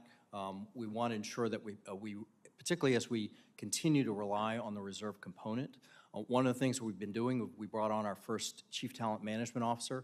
An area that we're looking at is permeability between the active and the reserve component, and providing that opportunity for service members to move from one to the other, active to reserve, but also the opportunity to come back into the active component. Okay. In the studies, has the DOD identified any specific issues that create challenges for transitioning troops who may have gone in the reserves but decided not to? Senator, if I can take that for the record, and I'll get back to you with You may. specific findings. One final and related question. Obviously, we want to make sure that every man and woman who wears the country's uniform and wants to leave the service is set up for success in civilian life or in the reserves if they choose to go there.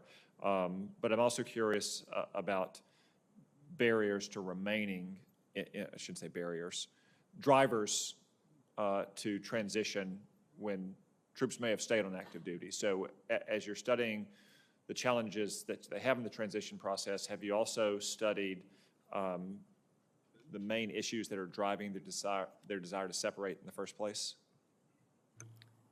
Senator, one of the things that we are seeing now is we're seeing actually record levels of retention. Yeah. And so we're benefiting from that, and that's certainly helping us in end strength. When one of the areas that we've talked about during this panel that is a driver for service members to get out is military spouse employment, and the opportunity for a service member's military spouse to also have a successful career and also contribute to the family's financial readiness. So that's an area that we're working very hard on to ensure that military spouses have career opportunities to support their service member, particularly as we look at our model, which typically requires the service member to move every 2 to 3 years. Okay, thank you. Senator Peters. Thank you, Mr. Chairman, and thank you to our witnesses here today. Thank you for your work in this area, and I think we can all agree that it's critical that our veterans have the support that they need as they transition into civilian life, which is why it's been a priority of mine to introduce legislation that was signed into law to help veterans who may have been wrongly given a less than honorable discharge from the military as a result of PTSD and TBI that was simply not diagnosed. They exhibited behaviors that led to a less than honorable discharge, and yet those behaviors were a result of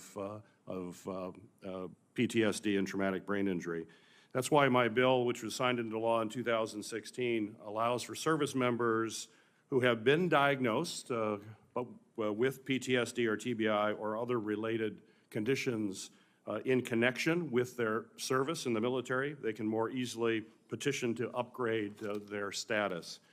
We know whether a veteran is entitled to VA benefits depends largely on the discharge status that's assigned to them, and VA benefits play an absolutely critical role in the successful transition to civilian life.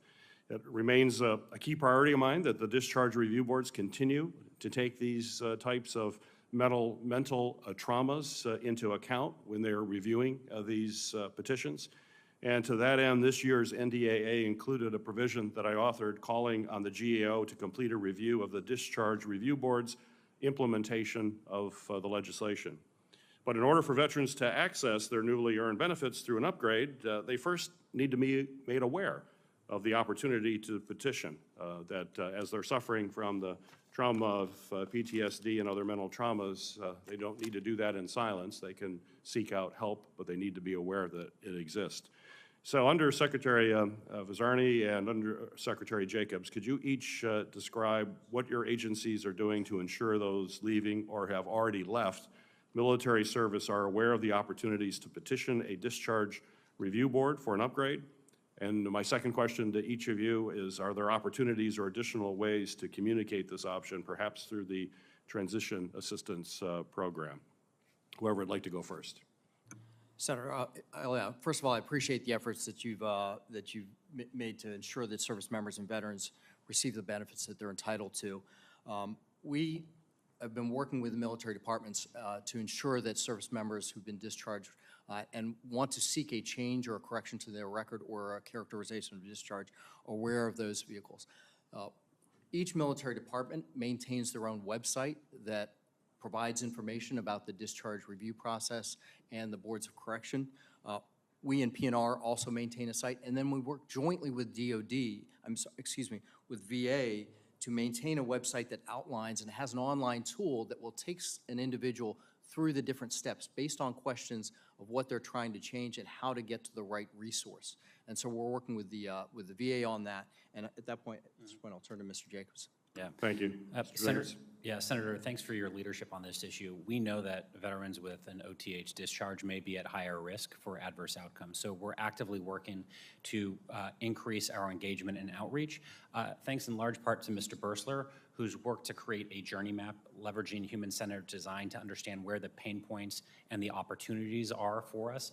And so we're using those insights. We've had a couple of symposiums with the interagency where we can look at the full life cycle, but also with veterans who have OTH discharges to understand where there are challenges and where we can make improvements. And finally, what I would say is we're working on a regulation. We've issued draft regulations. We're hoping to finalize that might address some of these issues. Well, I look forward to continuing to work with you. Senator, if I may. Yeah, please. One of the things you asked, the second question was what are we doing? What else will we do? Right, And so- proactive. yes, proactively. And so what we're doing is we are creating resources through our Military OneSource program to tape webinars that will outline the steps that a service member would take.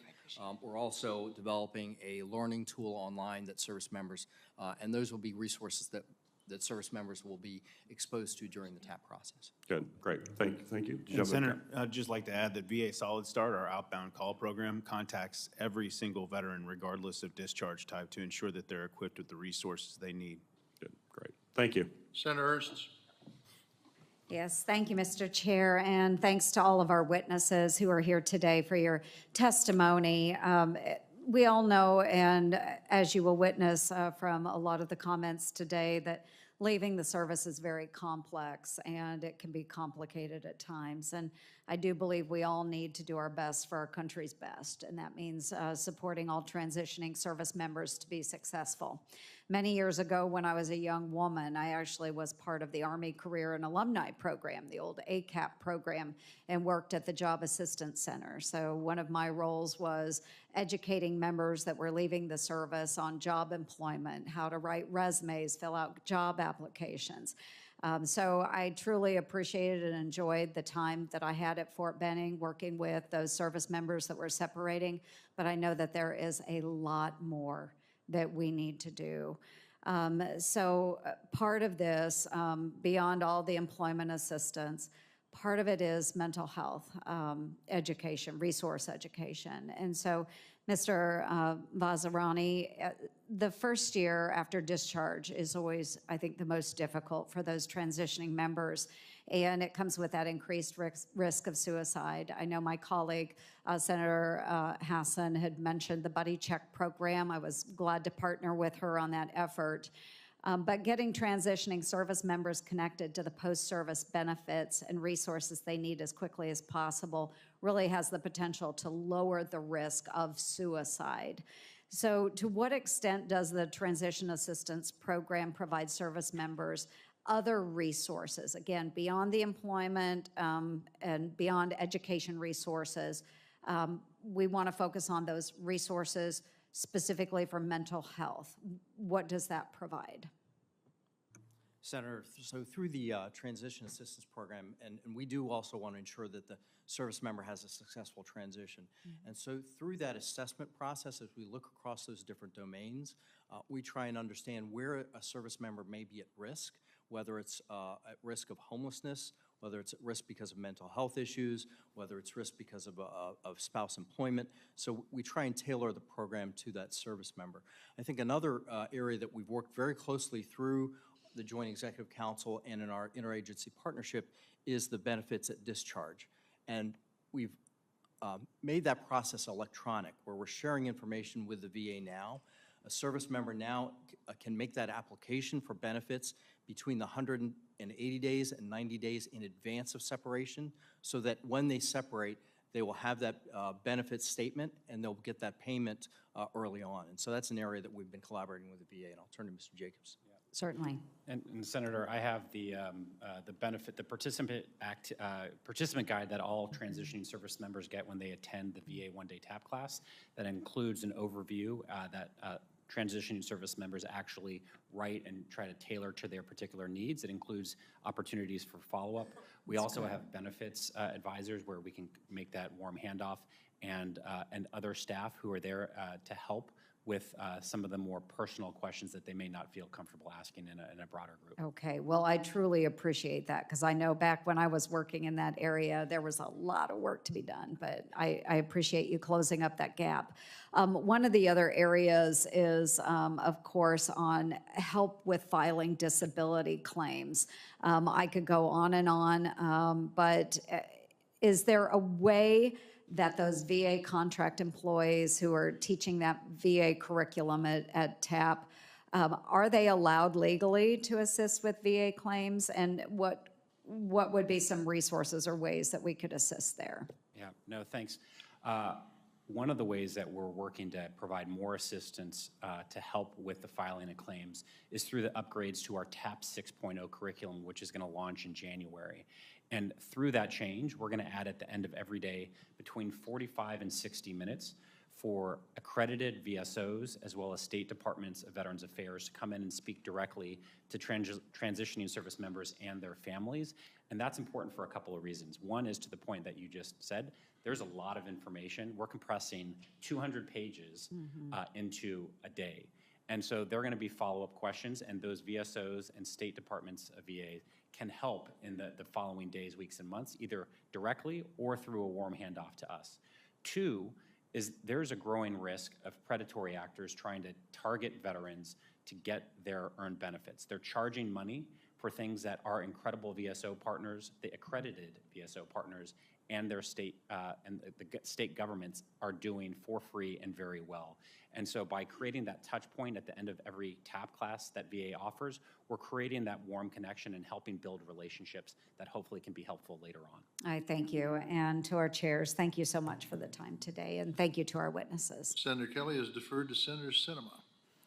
Thank you, Chairman, and thank you, Senator Kelly. Thank you for holding this hearing today, and thank you to our witnesses for being here today.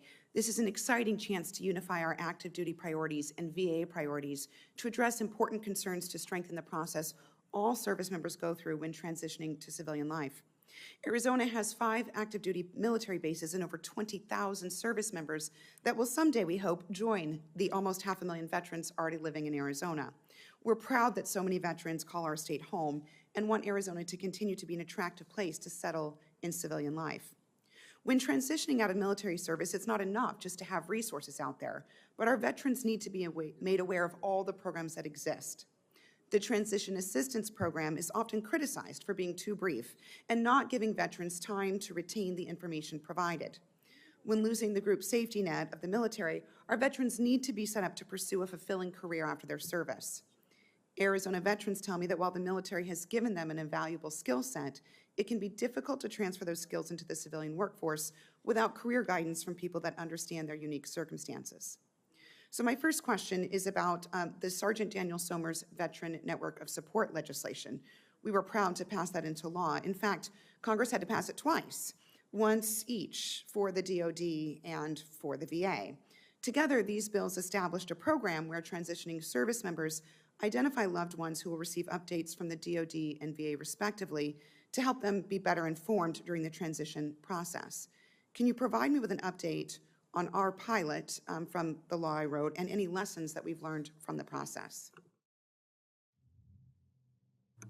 So, Senator, thank you for that legislation and giving us the opportunity to connect to those family members. I will have to get back to you with, for the record, on the results of the pilot to this stage.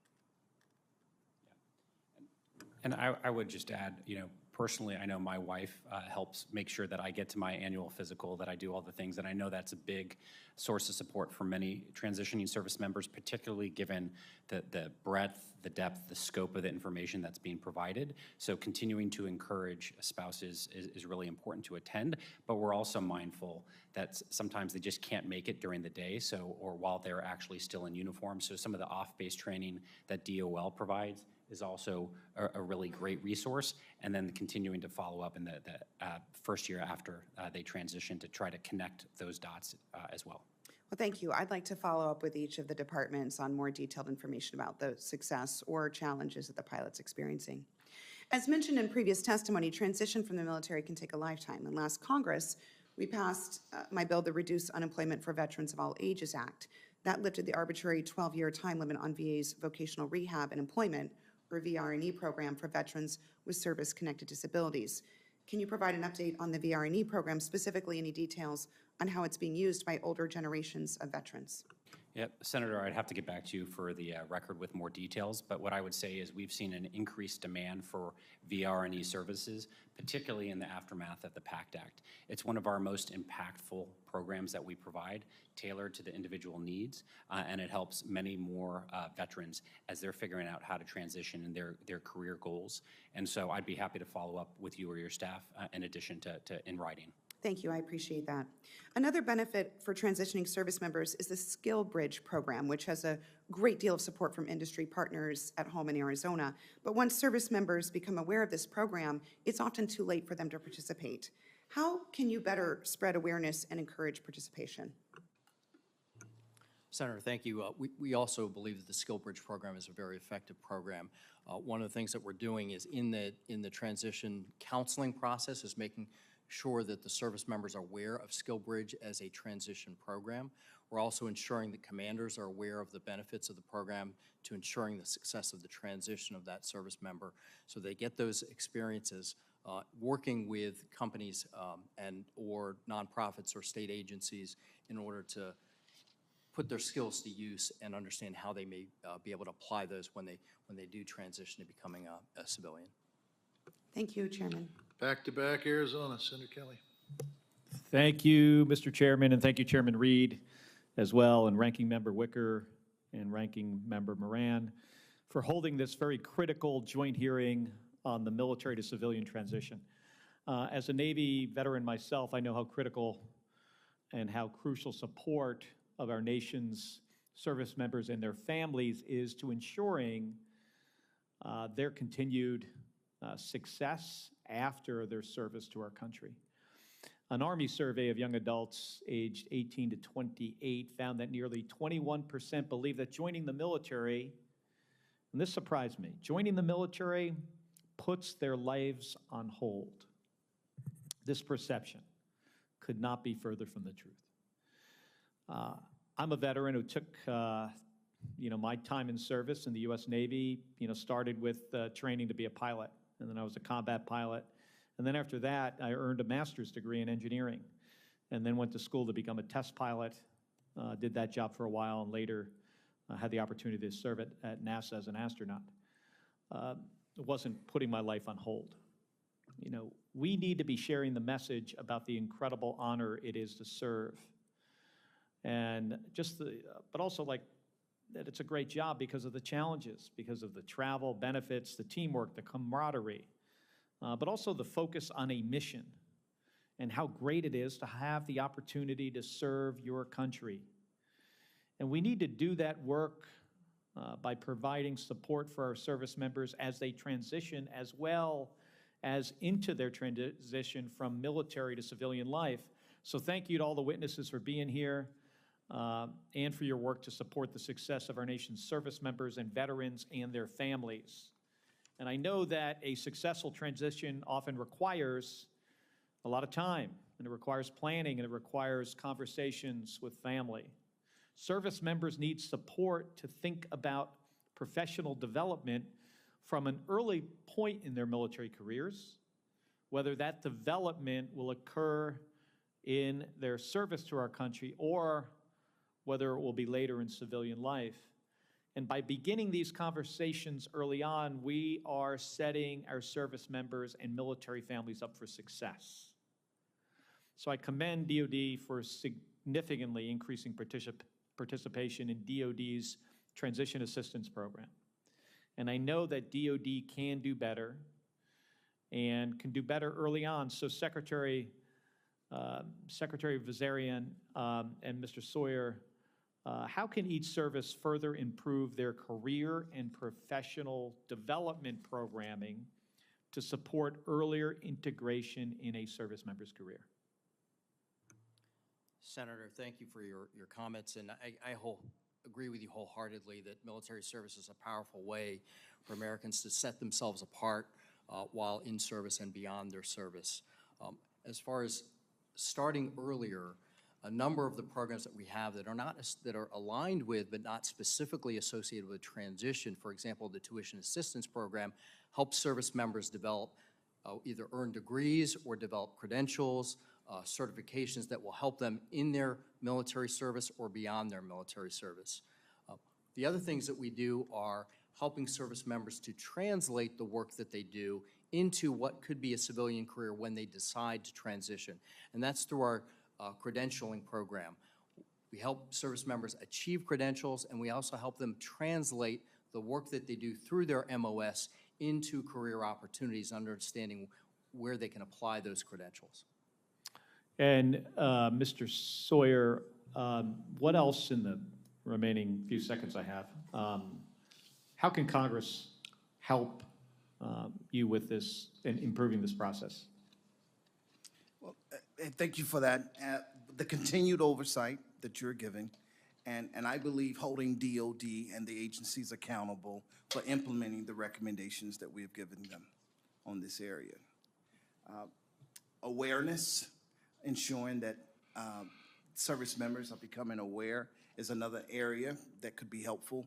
And for the department, we have issued recommendations asking them to develop performance goals with these programs and evaluate those programs to ensure that objectives are being achieved. Well, thank you both, and I think it's so important that we continue to get the message out that serving in the U.S. military is not putting your life on hold. Thank you. Senator Sullivan. Thank you, Mr. Chairman, and gentlemen, thank you for being here.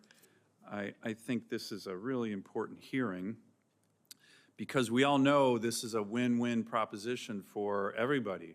Employers, our country needs hard workers, our members of the military, their families, to be able to come off active duty and go into a good-paying job, and then to have a workforce where the men and women that you hire know what it's like to have discipline and get up at 05 or 04 or whatever and be on time. I mean, this is a win all over the place. So I want to ask a specific question. I had a provision that was in last year's NDAA that encouraged DOD to partner with local employers, local unions, the building trades in Alaska in particular hire a lot of members coming out of the military. And what I've seen is that a lot of times it's really base commander specific, meaning, hey, a base commander at J-Bear might be like, yeah, let's bring the unions and the employers on base. Our guys can start doing transition stuff early before, one day before they get out. And then you have a new commander and all that goes away. So what my NDAA provision was to try to get DOD to focus on kind of from a broad perspective, let's do that across the board. And can I get an update from any of you on where DOD has been with regard to working with these groups that hire? Like I said, local unions, a lot of them have a really good program. The IBEW, for example, has a really good program in Alaska. In contractors, in the construction trades. If you have an update on that, I'd love to hear about it, but you might recall this provision. And then I do want to, maybe I'll just ask the second question next. It follows up on Senator Kelly's question about credentialing. And the one area in particular that I think is really important is the maritime industry. You might remember President Trump signed an executive order that would make it easier for transitioning military members in the maritime space to waive licenses, in allowing their experience to count towards merchant mariner credentialing and other credentials. But again, these are super well-trained, ready to go, and sometimes we make it hard. A lot of times we make it hard. So 2 questions, I'll throw it out to any and all the witnesses, but if you can take that first one first, and then the one on credentialing, following up on Senator Kelly's question. Thank you. Senator, so we continue to work with employers and try and expand the engagement with employers to help transitioning veterans. So we continue to grow the Skill Bridge program. Yeah, the Skill Bridge program is great, by the way, and I think you think it's going well? Senator, we do believe it's going well. We had over 22,000 participants in the Skill Bridge program last year. Great. A high percentage of those participants convert to full-time employee with their Skill Bridge internship. We're replicating that program for military spouses with a Military Spouse Career Accelerator program, providing them with a 12-week fellowship so that they can gain that. And we're seeing an 80% conversion there as well. Do you agree with me it's a little bit base commander dependent, and we could do a better job of kind of making sure everybody is on board with this? Or is that just something I'm seeing back home in Alaska? Senator, I do believe that there are areas of the country where, particularly for service members who want to stay in the place, they want to retire from the location that they're in, that we can probably do a better job engaging at the local level and local employers. And so, Senator, that's something that I'll take back. I'd love to work with you and your team to figure out how do we drive more local engagement across the enterprise with consistency. Yeah, that's really important. That's what my NDAA provision from last year was about. And then real quick on credentialing, anyone who wants to take that one on. I know it's a big topic, but it's got so much promise. Senator, there, we continue to focus on our credentialing program. We provide a tool that will allow service members to gain their credential, and a tool also as well to figure out how when to they're still on active duty? While they're still on active duty, to earn their credentials.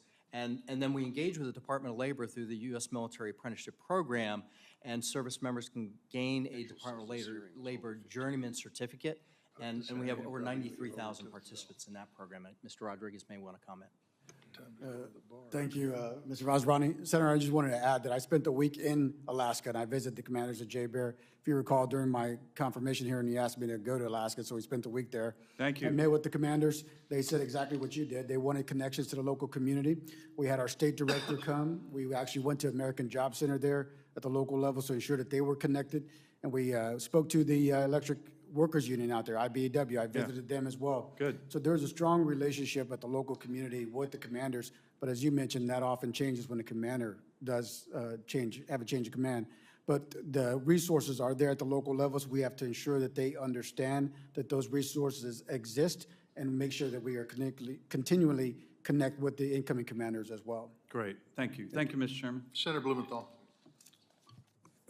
Thanks, Mr. Chairman. As I go around the state of Connecticut, and I'm sure my colleagues have the same experience, what I find is, again and again, small and medium-sized businesses saying to me, we need people with skills, particularly in manufacturing. Every year, I guess the estimate is 200,000 service members transition back to civilian life. That is a potential pool of skilled labor that right now, I'm guessing, is only partially used for manufacturing, particularly by those small and medium-sized businesses. A government accountability office released a January 2023 report that urged the VA to collaborate with veteran service organizations in identifying outreach gaps. The combination of VSOs and small businesses, I think, offer a real opportunity for apprenticeship, on-the-job training,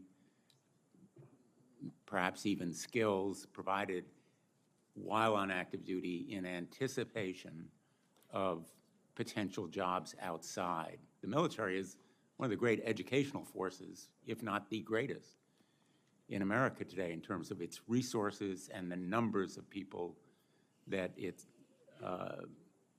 involves. So I'd like to ask this panel what your ideas are for enhancing the skill training and job placement in manufacturing or small, medium-sized businesses around the country.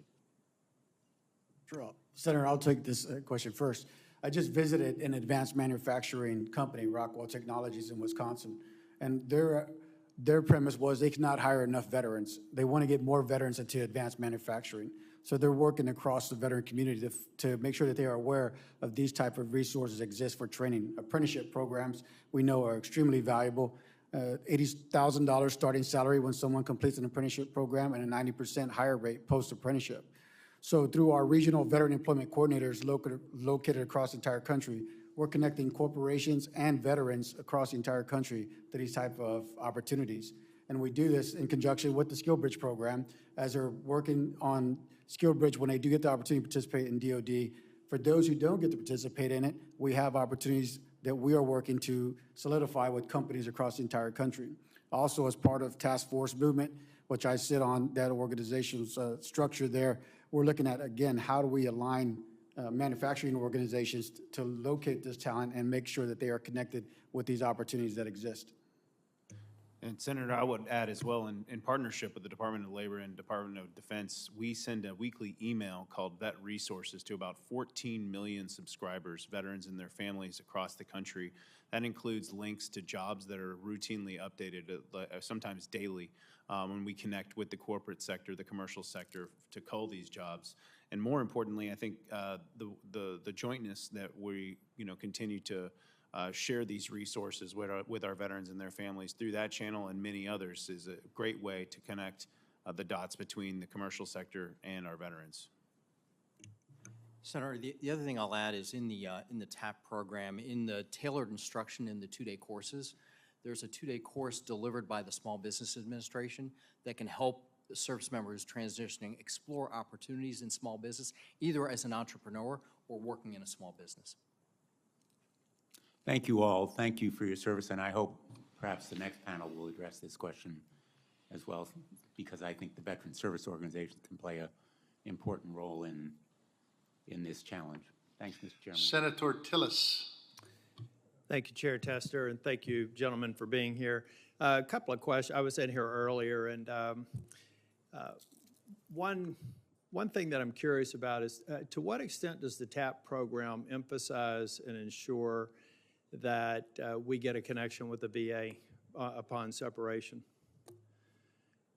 Senator, so in the TAP program, one of the specific core courses is a session that's led by the VA. Yeah, but I mean, we're leading them to water. But we know if you take a look at the number of suicides that occur on average, about 2/3 of the people who commit suicide every day are not connected to the VA. So I know that it's obviously a natural transition because it's a discussion about benefits and everything else. But to what extent does the TAP program remain focused on not only leading them to water, but actually enrolling and become connected? And I'd be also curious, Mr. Sawyer, if you have any observations on that.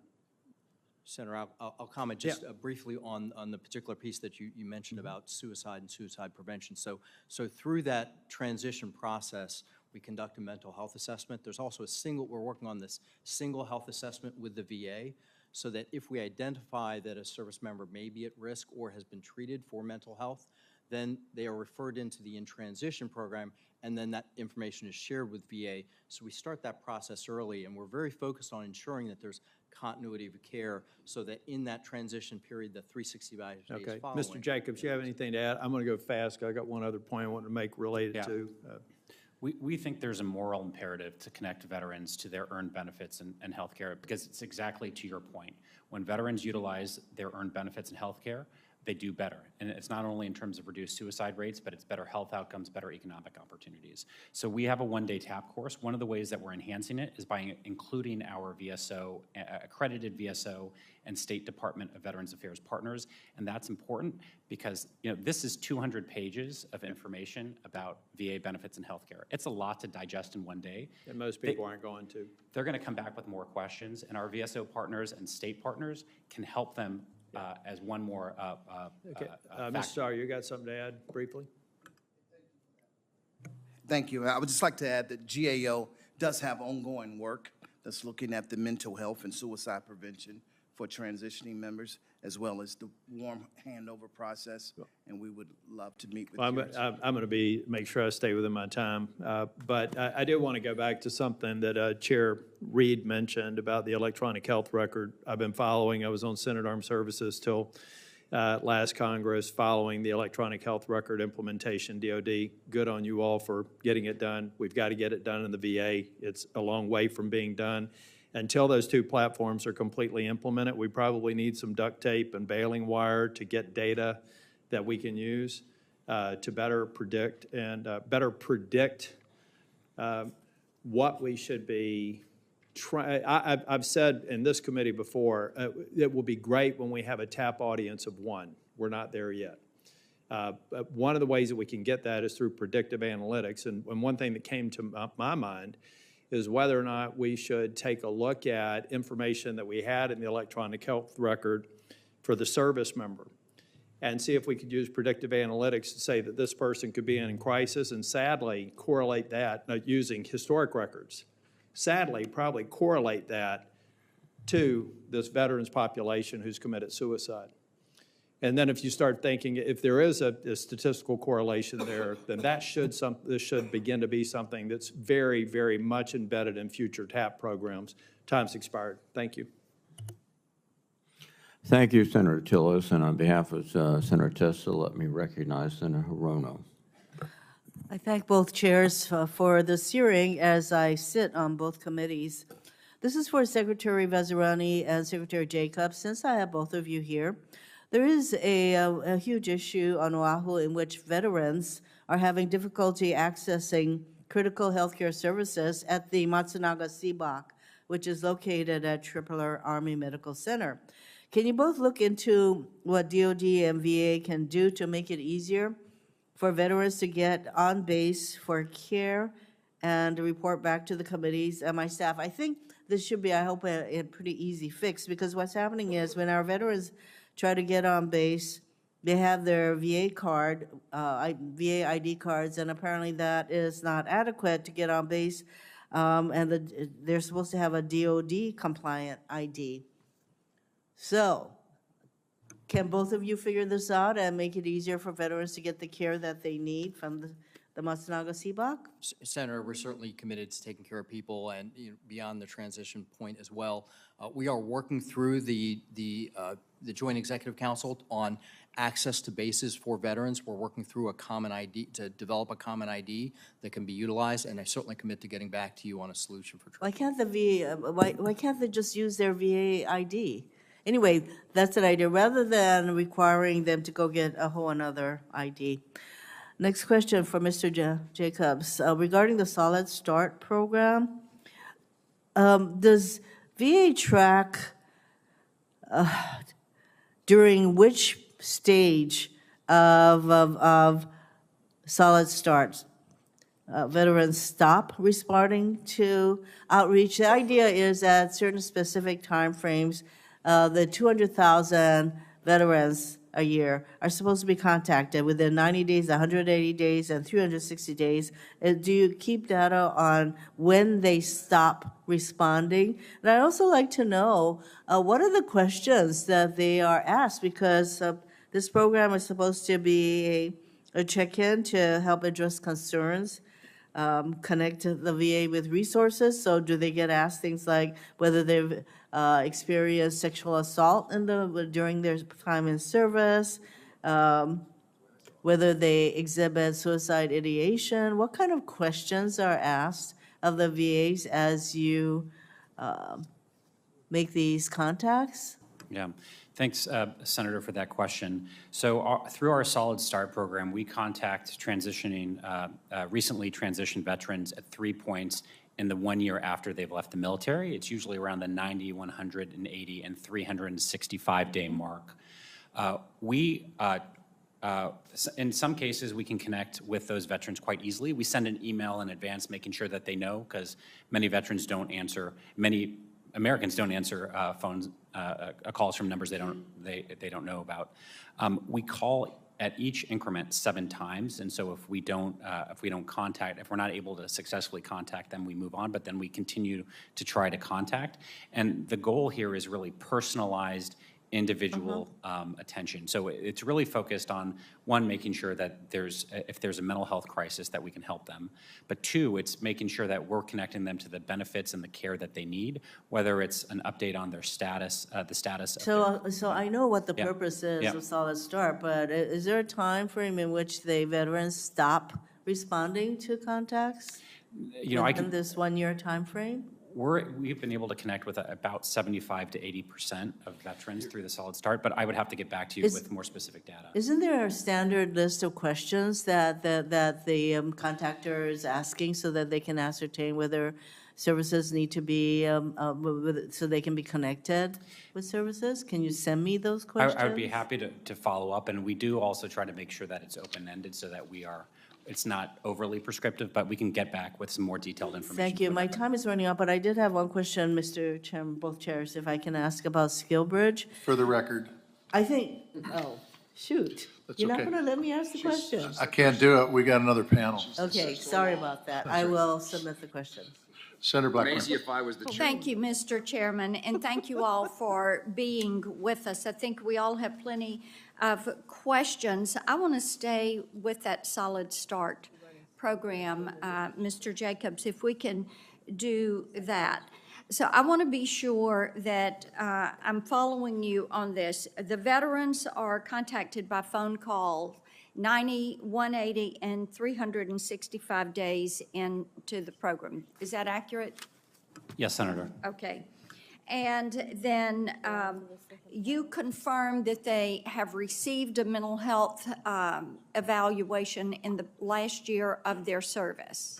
No. No. So Okay. the goal is to try to identify, I think the reason that the program was stood up in 2019 was recognizing the first year post-transition is a high risk for some veterans. Okay.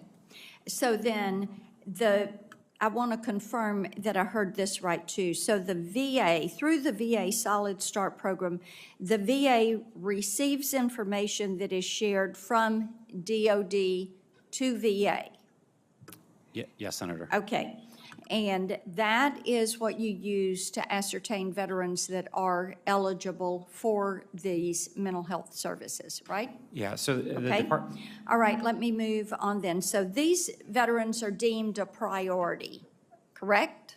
We do receive information for Okay. high priority. So they are automatically enrolled in the VA system, and they have their profiles flagged for licensed professional mental health counselors so that they can start that dialogue. Is that accurate? No, they're not automatically enrolled. They have to enroll at their own They discretion. have to enroll. So what's the wait time to enroll? I would have to get that for the record. Okay, let's submit that in writing. Now, one of the things of interest to me is if you've got all this data and you're transferring it from DOD to VA, why would an individual have to wait weeks to get their information? I've got several veterans that are part of our team back in Tennessee and here in DC. And it makes no sense that one of our team members had to wait 14 weeks to get their medical documents from the DOD and then had to wait for VA to schedule appointments. So if you're doing it for one sector, it seems like you could kind of clean up the system and do it across the board. Senator, I'd like to get the information on the individual team member so that we can personally address Well, that. I think writ But large, also- just the fact that correct. people have to wait so long to get their information, then they've got to wait again Yeah. and to get an appointment. Going to the TAP program, we've had a lot of fun looking at this with you all and the TAP program. I had some comments that I'm going to take my time to read. These come from different members of our team. I would like to note that TAP, let's see, he wished he went back to take advantage of the program more and appreciated the classes offered, but he had managed a $180 million budget and felt like this program was one size fits all, and he had to go back and take a class on budget. So these need to be personalized more. Here's some more comments. Some of the contractors that work there have never successfully transitioned themselves. The contractor teaching my class how to get a D, C, and V suite job in the corporate world, he was a retired E6 that got his job teaching our class right out of his retirement, so he had no experience. Wasting days teaching me, a 20-year veteran, how to do a simple budget, handing me a VA book and telling me all I need to know is in there. Holding job fairs every Wednesday that consist of a truck driver, LEO, or assembly line position. Resumes produced that are not just lukewarm, they're not helpful. So I think that if we're going to put the money into this, then we need to see some personalization. My time has expired. Thank you, Mr. Chairman. Senator King. Thank you, Mr. Chairman. Those of us who are on both committees get twice the time. Is that correct? Divided by 2. Yeah, I see. Thank you. I figured. I did want to mention, there was some talk earlier about spouse employment, and Senator Sinema, Langford, myself, and Senator Fisher got a bill passed in the Senate about a month ago requiring the federal government to allow remote working for military spouses at any government agency. So that's a step forward. We need to get it through the further process, but it has been passed by the Senate. How much of this is legislation and how much is implementation? One of my life mottos is implementation is as important as vision. And it sounds like what we're really talking about today is implementation. And do you need new authorities? Do you come to us with recommendations for any changes to the law, additional funding or additional resources? Mr. Vazirani, do you need anything further from us, or do you have the authorities you need and it's just a question of working the system?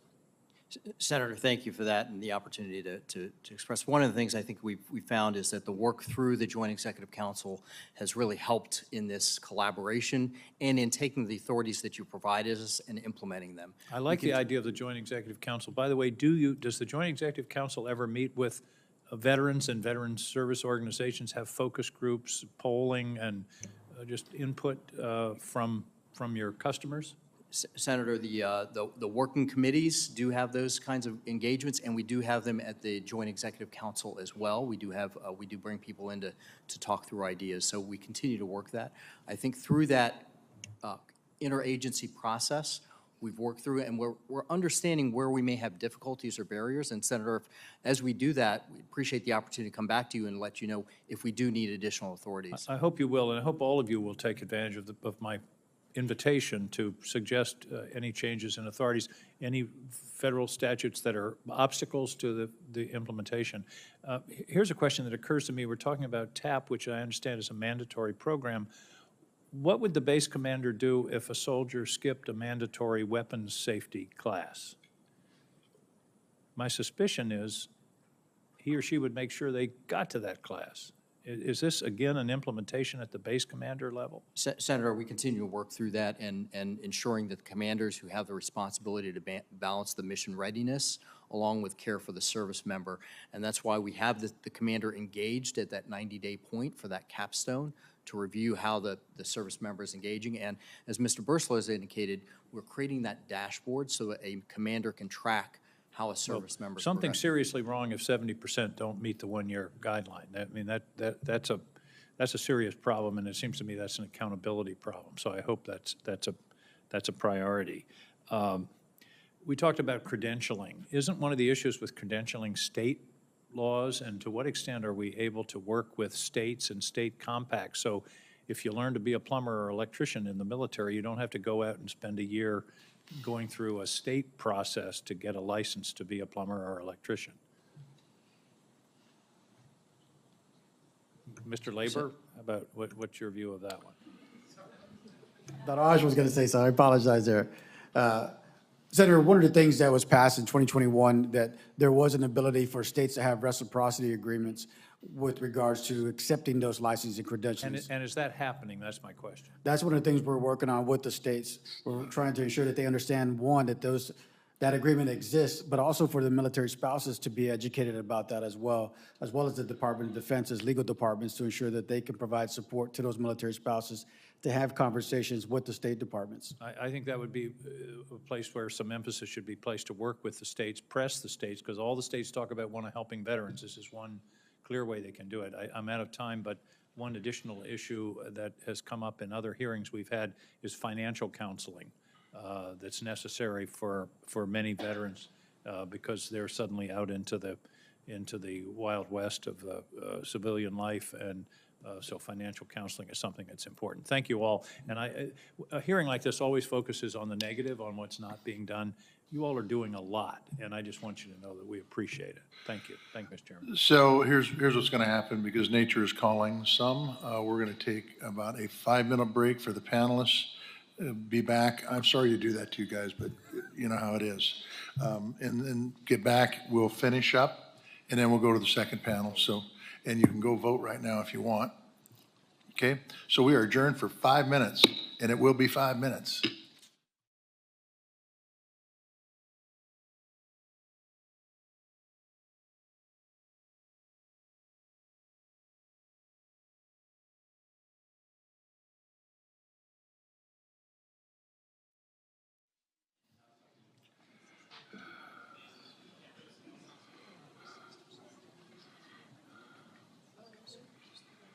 If nobody else shows up, we got about another 12 minutes, and then we'll get to the second panel. You're good with those, Senator Budd? Thank you, Mr. Chairman, and again, thank you all for the panel for being here today. Mr. Bursler, North Carolina has taken great efforts to integrate veteran communities. It's something we hold dear, and it's very important to us in North Carolina. Here's some examples. NC Serve launched in 2015 and was the nation's first statewide coordinated network for veterans and military families. And North Carolina communities were some of the first to adopt the Community Veterans Engagement Board structure in 2016, with 7 of those CVEBs now locally led by nonprofit leaders and working very closely with the Department of Veterans Affairs. North Carolina leaders are also part of Mission 85. It's a 3-state effort in North Carolina, South Carolina, and Georgia to align local, state, and federal and nonprofit resources to improve the quality and continuity of care for veterans along Interstate 85 in North Carolina. You're familiar with those efforts? Yes, Senator, very familiar. Thank you. Great. It seems like we're leading the country in efforts to improve veteran reintegration. So, that being the case, how would you like to see this model? It sounds like you're familiar with. How would you like to see this utilized in other states? Well, thank you very much, Senator. I think with the leadership of the Veterans Bridge Home in particular, that helps steward the NC Serves initiative you mentioned, they are a critical part of our Vet Resources Community Network, which is a nationwide community of practice that shares these lessons from North Carolina with other states that want to align with a lot of the objectives that they've set out. And CVEBs, Community Veteran Engagement Boards, as you mentioned, are still fantastic listening posts and observation posts for us out in the field that can relay customer and employee experiences directly to the facilities that are in their backyards, but also VA Central Office. So they're incredibly essential. They're the conduit between that installation and that return home to the community. And we are glad to partner with not only these partners, but also our state departments of Veterans Affairs who are in tandem. Thank you, sir. Mr. Veserani, in your written statement, you state often, and I quote this, often military spouses find the transition of their service member an ideal time to begin, restart, or re-energize their career. So unfortunately, that's also a statement about lack of employment opportunities while their spouse is in service. So would you agree that through the department, they should work to improve spouse employment opportunities, not just in transition, but also during service? Senator, we firmly believe that military spouse employment is critical to successful service of the service member and to a successful transition. So we're working very hard across the interagency, also with states, to ensure that military spouses have employment opportunities. We also work with our corporate and nonprofit partners to ensure that there are good career opportunities for military spouses. Thank you. So what's the department doing to improve spousal employment opportunities, particularly when a military family relocates during the transition back to civilian life?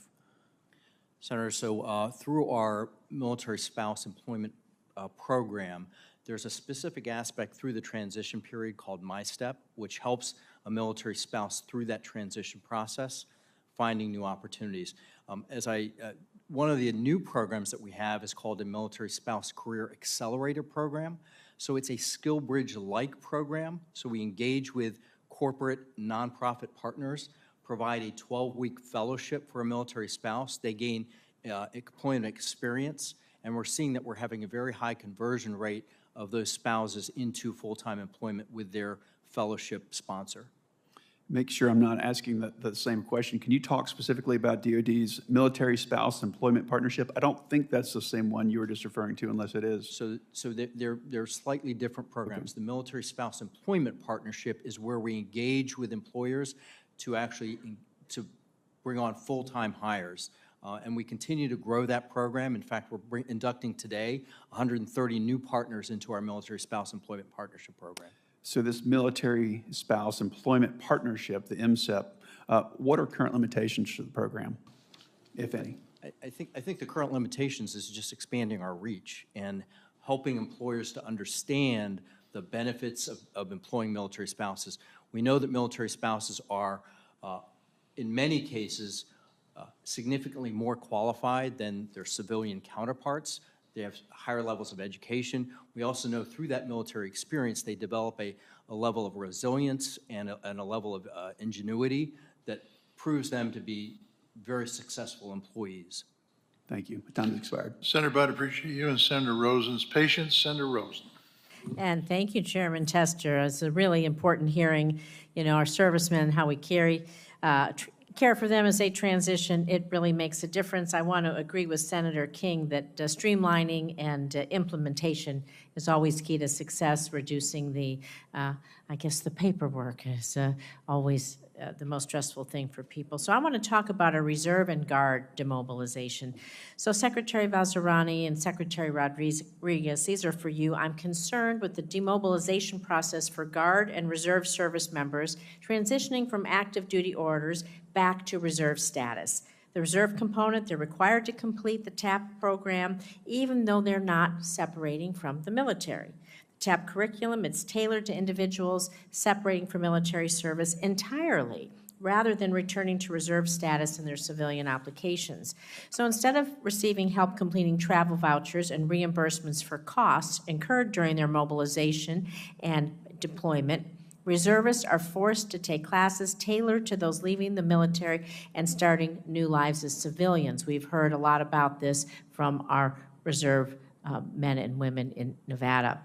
So as such, they must figure out the burdensome, let me tell you, burdensome reimbursement process on their own, and the reserve components just face their own direct set of challenges as they lack access to day-to-day services available to either active duty troops because they're not at their 28 unit days of the month to be able to sit down with someone for help. So I get language in the FY24 Senate NDAA that encourages DOD to modify the demobilization process for the reserve component to better address their needs and circumstances, and this requires a committee be briefed on actions taken to improve this process. So for both of the secretaries, Vazirani and Rodriguez, how would you improve this reserve components part, so it better focuses on what they actually need. Particularly, this is a huge stressor, this financial stressor that they can't figure out how to get their reimbursements, their travel vouchers. They're not getting out of the military. We need to help them so they can continue their service. Please. Senator, I think an area that we can help that reserve component member make that transition, and to your point, they're not transitioning from the military. They're transitioning from their active service to back to their reserve unit and to their, so one of the things that we will continue to do, and we're doing this through the interagency partnership, is how do we assess the needs of an individual coming into the TAP program and continuing to evolve the TAP program. And so an area here to support the reserve component, those members, is an area that we recognize we should continue to evolve, and we appreciate the support that you're providing on that. Thank you. We'd love to see some reporting on how you're doing that. Please, Mr. Secretary. Senator, that is a great question with regards to the Guard reservists, because they have unique requirements in their process of transitioning as well. One of the things we've done is we executed an off-base transition training pilot that began last year, and that's allowing us to be at the local communities working with the Guard reserves that allow us to work through their individual needs when it comes to preparing for transition and or when they're looking for a job to maintain while they're actually performing Guard reserve work. One of the things that we've seen so far in the TAP sites is that there's currently at 10 states, over 7,000 service members have been supported through the current pilots. And we want to ensure that they also understand that if we are able to in the future utilize the American Job Centers to support Guard and Reserve, that would be another requirement or another resource, I'm sorry, that would allow those Guard and Reserve members to utilize at the state and local levels. All right, thank you. I am going to let the second panel, we really appreciate you, and there you go, Chairman. Well, both chairmen. Finally came along. You should have come to the panel earlier, and we could have finished this up a lot quicker, Senator Rosen. I want to thank the first panel. Needless to say, thank you for the work you do, and also needless to say, we have more work to do. So thank you all for that, and you are dismissed. And we'll start on the second panel. So I'm going to welcome the witnesses to the second panel, and I'm going to apologize up front. Obviously, this is a big issue by the presence of so many members, which is a good thing. The bad thing is that I wish we could spend more time with you, the second panel. And on this second panel, we have Ryan Gallucci, Executive Director of the VFW, Veterans of Foreign Wars. We also have Tom Porter, Vice President of Government Affairs for Blue Star Families. We have Kevin O'Neill, who is the Employment and Education Policy Associate for the American Legion. And last but certainly not least, we have Dr. Arthur DeGroat, somebody who has been in front of the VA committee before. He is Executive Director of the Office of Military and Veterans Affairs at Kansas State University. And as soon as you get seated and you're ready to go, Can I do a quick? I'm going to turn to Chairman Reed for a comment. First of all, welcome all of you, but we're going to particularly welcome Ryan Gallucci, who is a Rhode Islander and a graduate of the University of Rhode Island. And thank you for your service in the military and now at VFW. So go Rhodey. Thank you. And Mr. Gallucci, you have the floor. 5 minutes. Thank you, Chairman Tester, Chairman Reed, Ranking Members Moran, Wicker, and members of the committees. Thank you for the opportunity to provide VFW's remarks on this vital topic. Nearly 200,000 service members exit the force each year, which makes regular joint oversight hearings like this an imperative for today's military. A solid transition can set up veterans for success after service. Conversely, a failed transition could lead to devastating consequences like unemployment, homelessness, even suicide. The perception of veterans after service directly correlates to the next generation's propensity to serve. Failed transitions hurt military recruiting, making this a national security priority. The VFW is on the ground every day at more than 20 military installations worldwide, working with nearly 20,000 transitioning service members, or approximately 10% of the transitioning force every year. Accredited by VA, our professional staff assist troops with benefits delivery at discharge, or BDD claims, provide benefits guidance, and even provide VA benefits briefings when offered the opportunity.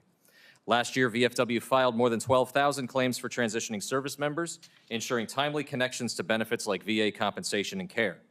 We speak today not only as veterans who have gone through TAP, but as professionals who work in TAP every day. The VFW testified on TAP before the House earlier this summer.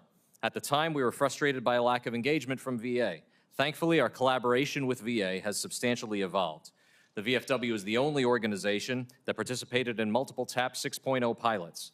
We provided feedback on the 5.1 curriculum and are now collaborating on ways to ensure TAP participants have access to competent, accredited representation where practical. This is why the VFW highly recommends the passage of the TAP Promotion Act. We know the immense value for all troops to access accredited representatives. VA has committed to making this a reality. By codifying this collaboration, we ensure that more service members have access to critical information and resources prior to separation. Sadly, many are not offered the opportunity to even use this program because they cannot attend TAP on time. Timely attendance in TAP is critical. Recently, a member of Chairman Tester's own staff contacted VFW to file a BDD claim. When the VFW spoke to this staff member, we learned they had just 1 day to spare before they were ineligible. In a stroke of luck, they had their records available, and the VFW was able to file before the hours-long window closed. Had they waited even 1 day, they would have missed an opportunity to apply for seamless care and benefits. This problem disproportionately affects junior enlisted and junior officers, who comprise most of the separating force. Veterans Experience Office data indicate that this is a real problem, with most claimants reporting they file after the uniform comes off because they missed the BDD window entirely. VFW clients indicate that this may be a command-level problem, demanding command-level solutions, such as evaluating leaders on compliance. Connections to community resources are also a force multiplier that often means the difference between a successful or unsuccessful transition. The law was written to ensure community connections are made for all separating service members. Unfortunately, DOD has decided to make warm handoffs only for troops it determines require the most help. The law is clear, though. These connections are for everyone. We cannot feasibly contort the TAP curriculum to meet the unique needs of everyone leaving the military. This is where countless organizations that offer community-based services play a role. If troops are going to college, connect them to Student Veterans of America chapters. If they want tech careers in Texas, connect them to Vets in Tech. If they want to work on Wall Street, there's 4 Block. No one knows what challenges they'll actually face until the uniform finally comes off. This is why reliable community connections are so important. If no one knows these organizations exist, they'll not be able to help. We only prevent service members from slipping through the cracks if DOD makes the connections as required by law. Finally, the VFW knows that families often play a critical role in facilitating successful transitions, while the service member focuses on completing their service obligation. Spouse attendance in TAP is notoriously low, but these classrooms full of uniformed service members on base during the duty day may not be the most effective vehicle. The VFW is a strong proponent of Labor's off-base transition training program, which is why we recommend either integrating VA benefits into OBTT or testing an OBTT-like program around military installations focused on families. Look, we've come a long way since the VOW Act. Veterans unemployment is down. Knowledge of benefits is up. Innovations that we heard about earlier, like SkillBridge, Solid Start, Employer Navigator, and Partnership Program are available. But we still miss many of the transitioning service members who need these services the most. The VFW believes we have a key role to play in this, which is why we're grateful for the dialogue with your committees today. Chairman Tester and Reed, Ranking Members Moran and Wicker, this concludes my testimony, and I'm eager to answer any questions you or the committee members may have. There will be questions. Thank you, Ryan. Mr. Porter, you have the floor. Thank you, Chairman Tester, Chairman Reed, for having the hearing. Blue Star Families is the nation's largest grassroots military family support organization, and we're really at the heart of the issue that we're talking about here, transitions, here today. We're committed to connecting military and veteran families with their neighbors and organizations to create vibrant communities of mutual support. Our groundbreaking research is raising the nation's awareness of the unique challenges of military family life, both during and after service. Our innovative programs are solving specific challenges for our families, such as fighting economic insecurity with resources that foster spouse career development, address food insecurity, building family strength with family programming, and provide critical peer support for caregivers. With more than 275,000 members, including chapters and communities all over the world, Blue Star Families touches more than 1.5 million family members every year by cultivating innovative programs and partnerships, we seek to ensure that our military and veteran families always feel connected, supported, and empowered. Blue Star Families has 13 chapters across the country, which provide virtual and in-person support and local presence where various programs, events, and services are provided to military and veteran families to help them feel more welcome and engaged in the community. This past year, Craig Newmark, founder of Craigslist, committed $100 million to the support of veterans by contributing to solutions for the most pressing challenges facing veteran and military families, including mental health, suicide prevention, housing and homelessness, and food insecurity. As part of this generous contribution, he also made a personal commitment to Blue Star Families to start 12 new outposts to assist military and veteran families. Our outposts will build upon our existing chapter structure, allow us to partner with local organizations to bring events, programs, and resources to even more veteran and military connected communities worldwide. Transitioning from uniform to civilian life is a critical period for service members and their families, which is why it's extremely important that TAP is a comprehensive, family-centered, and outcome-based program that's delivered well in advance to service members and their family members before leaving service. A 2022 GAO report said that over 90% of transitioning service members participated in TAP, but that nearly 25% of service members who needed maximum support didn't attend a mandatory two-day class. However, our 2021 survey told us that over half, 58% of veterans reported they did not attend TAP or any government-sponsored transition assistance programming. Furthermore, 41% of these veterans reported that they and their families disagreed that they were well prepared to successfully navigate the transition from military to civilian life. There are evaluation gaps in services and service members and dependents' accessibility to the services. It's a positive step that spouse employment has been incorporated into TAP. However, child-friendly courses also are key to ensure dependents' accessibility.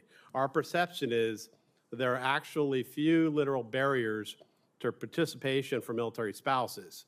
Instead, it seems that there's a culture of non-attendance among transitioning spouses that must be overcome. One of the biggest challenges that spouses indicate they face in our research has to do with mental health challenges, an impact that they have on integration into civilian society, marital issues, and several others. It's our understanding that TAP includes some classes about identifying PTSD and other mental health challenges, but not necessarily classes about how to manage these challenges and their consequences. Specifically, we believe that robust marital support programs will help these military spouses. So in addition to what we normally look at in terms of transitioning with the TAP program, a lot of discussion here, also important that we haven't had a lot of discussion about here today are some of the major programs that have recently been passed, the Honoring Our Pact Act. The VA has done an amazing job reaching out to the veteran and military and veteran community to encourage them to enroll in their new benefits. So over 600,000 cases of benefits have been approved in the last year. And it's an incredible amount. And those that get the disability benefits at the time following their separation, that could be an enormous benefit and help during that critical part of transition. Also, the honoring the John Scott Hannon Act that was passed a couple of years ago. Blue Star Families is a recipient of one of the Fox grants that were part of that bill that you passed, Senator Tester. We appreciate that. We're in our second year that we've received that grant. It's a significant grant. We've done a lot of good. We've got some solid feedback. And what we're doing with that money is we're training family members and friends and how to address veterans in this critical time of need. So great work on that. Thank you very much, and appreciate you having me here today. Thank you, Tom. Mr. O'Neill, you have the floor.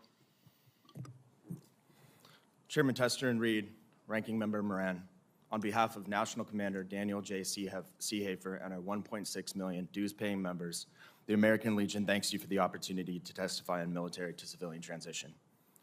My own transition journey began as I was driving down an unpaved road in Djibouti, Africa, with two of my fellow airmen. We were on our way to start our overnight shift, and I proposed the question, what do you plan to do when you separate? Neither knew. The uncertainty in their responses propelled me to start thinking about the path that I would take following my military career. After many nights alone on deployment and a great deal of time to think, I made the decision to go back to school. Upon separating from the Air Force, I enrolled at a community college and from there transitioned to a four-year university, where I earned my degree. I had finally achieved the goal that I set for myself 4 years prior. I went on to earn my graduate degree, and all of that has led me here with you today.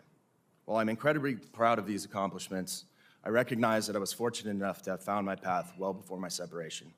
This cannot be said for all service members, and I believe that this is why we are here today. TAP offers a plethora of information that service members can utilize to achieve success post-military service, but there are improvements that can be made. One improvement is seeing that service members begin TAP no later than 365 days prior to their anticipated separation. According to a GAO report released in December of 2022, 70% of service members are not completing TAP within the mandated timeframe. With over 200,000 service members separating annually, that equates to around 140,000 transitioning service members who may have less than a year to plan for their future. This is far too many service members who may find themselves unprepared for the transition to civilian life. In light of the information gathered in this study, the American Legion would like to offer a couple of suggestions to remedy this issue. First, we can look to the Veterans Affairs Military Life Cycle Modules, or MLC, as a best practice for providing vital information regarding the transition process. MLC modules comprise 14 comprehensive informational sessions that allow transitioning service members and their families to access the information provided through TAP at any time throughout their military service. It is a great tool that can be emulated by other federal agencies. For instance, DOL offers a program titled the Employment Navigator and Partnership Pilot. This program offers one-on-one career assistance to transitioning service members and their spouses at installations worldwide. It is an excellent opportunity for service members and their spouses to better prepare for civilian life by finding the right career. If DOL were to create online modules similar to those offered through the VA's MLC modules, service members and their spouses would have greater access to information that will prepare them for a successful career post-military service. In addition to allowing for greater access to the many opportunities available to transitioning service members and their families, we would like to see an application created that can be accessed at any time throughout one's military career. This app would comprise the modules offered through TAP, as well as the programs offered by DOL, DOD, and other executive branch agencies. Through interagency partnerships and the creation of a comprehensive military lifecycle app, we can ensure that service members and their families have unfettered access to information that will assist in transitioning to civilian life. Not only do we want service members and their spouses to be successful in their post-military endeavors, but we also want them to serve knowing that there are options for them when it comes time to separate or retire. This will allow service members to be successful both in their military career and post-military career, as it contributes to a sense of security that comes only from having a plan. Chairman Tester and Reed, Ranking Member Moran, the American Legion thanks you once again for allowing us to be here, and I welcome any questions you may have. Thank you, Kevin, for your testimony. Next, we have Dr. Arthur DeGroot. Chairman Tester and Reed, Ranking Members Moran and Wicker, and members of these committees, I, as a third-generation Army officer, am honored for this opportunity to address you today with my insights on the challenges of post-9/11 era veterans transition. As a combat veteran, a human science researcher, a professional practitioner of transition assistance through higher education at Kansas State University, and working with nonprofit veteran service organizations, professional consulting, and my own personal coaching with over 120 veterans from the ranks of specialist to four-star general, I believe that I have a unique and relevant perspective on contemporary veterans transition. This year marks my 39th year in public service to our nation's military, in and out of uniform, and for the last 18 years have worked extensively with our veterans transition effort, so I am deeply thankful to participate with you at this joint hearing today on a subject of my greatest personal interest. For opening remarks, I wish to share a brief statement of my strategic perspective on our transition challenge. The military separation system deployed at the inception of the all-volunteer force in the 1970s was adequate for many generations of military members departing their service. Societal, workforce, and generational dynamics of previous decades proved to offer more favorable conditions for effective transition for our Cold War and Gulf War I veterans than we face today. However, we see today that far too little research work was conducted then and now on the practice of exit transition. Thankfully, for 4 decades, this gap of an empirical basis needed to guide veteran separation went largely unnoticed due to the presence of a large allied military defense sector that absorbed up to 80% of transitioning veterans into employment after their service. As we entered the post-9/11 era where social, economic, generational, martial, and workforce conditions had changed in significant ways, we found our legacy separation systems ill-suited to effectively assist our new generation of service members and their families to reenter civil life in the workplace. Responding to this reality, we performed a process improvement approach to adapt our legacy separation system to a transition assistance model. Some key changes impacting modern transition include the changed nature of the workforce, a change from human resource development model to a talent acquisition model, dramatic changes to the very nature of work and the workplace, the economic necessity for dual working spouse families, and the increased awareness of the impacts of behavioral health care on human performance. From my research and practice, I believe that the sum totality of these societal and generational changes, compounded by a lack of an evidence-based approach to modern transition, were not adequately accounted for as we adapted our legacy military separation system to meet post-9/11 era transition assistance needs. While many process improvements were made reactively to our underperforming systems of today, I find some of these changes have been ineffective when being applied to our transition system, some of these being addressed today in this hearing. So today, we find our post-9/11 era veterans having a greater transition challenge than any other previous generation, and having to serve as pioneers as the first generation of veterans to face such a major cross-boundary career transition, and doing so while competing for entry with highly skilled incumbent civilian talent pool for careers in new industry sectors where our veterans have little to no direct relevant experience in. Adding complexity to this current reality, we are also asking our young service members to forge their post-military futures within a process started just 365 days before they exit. This is both daunting and unrealistic given what we know empirically about adults making these types of life changes. My deepest belief is that our current TAP program places too much life decision-making upon our existing service members too close to their departure, rendering a state of learned helplessness, where our service members' perceived and actual needs or lack preparation to transition questions their innate beliefs they can do so successfully. In my written testimony, I offered several recommendations aimed to overcome systematic challenges in our current efforts, including adapting from a one-stage simultaneous process to a more natural, evidence-based approach of three-stage process of transition that sequentially merges with our retention efforts that can prepare our service members and their families for staying or leaving in a time frame where essential resources and assets and planning can occur over time. This would require an institutional culture where transition is not viewed as a competitor to retention. Both are simply a natural aspect of caring for our service members over their life course. My written testimony also addresses the empirical realities of service members' human capital and economic entry cost to civilian life and work that needs to be addressed more realistically than we're doing today, as well as commenting on the phenomena that, as a result of learned helplessness, many transitioning service members place an over-reliance on VA financial disability entitlements, becoming a disincentive to do the hard work for self-sufficiency and independence. In conclusion, I appreciate this opportunity to help our military, VA, and others as we continue to work together to improve this vital capability to care for our service members and their families as they move successfully into civil society as proud, independent, and successful veterans. I'm also ready to share some insights on health and well-being impacts upon transition performance, as it was highlighted during the first panel. I look forward to your questions. Thank you very much. Dr. DeGroat, thank you for your testimony, as I thank all of you for your testimony. I'm just going to say one comment about you, Dr. DeGroat, because these other fellows are in front of the committee much more often than you are, but I really appreciate you thinking outside the box, and you do that very, very well, and I appreciate that. I want to ask to all of you, you guys heard the previous panel, you heard the transition programs that are there. There's a lot of things you could say, and you could eat up the next hour, each one of you. But if you were going to pick one thing that the Department of Defense could do better and that the VA could do better, what would it be? And I'll start with you, Mr. Galucci.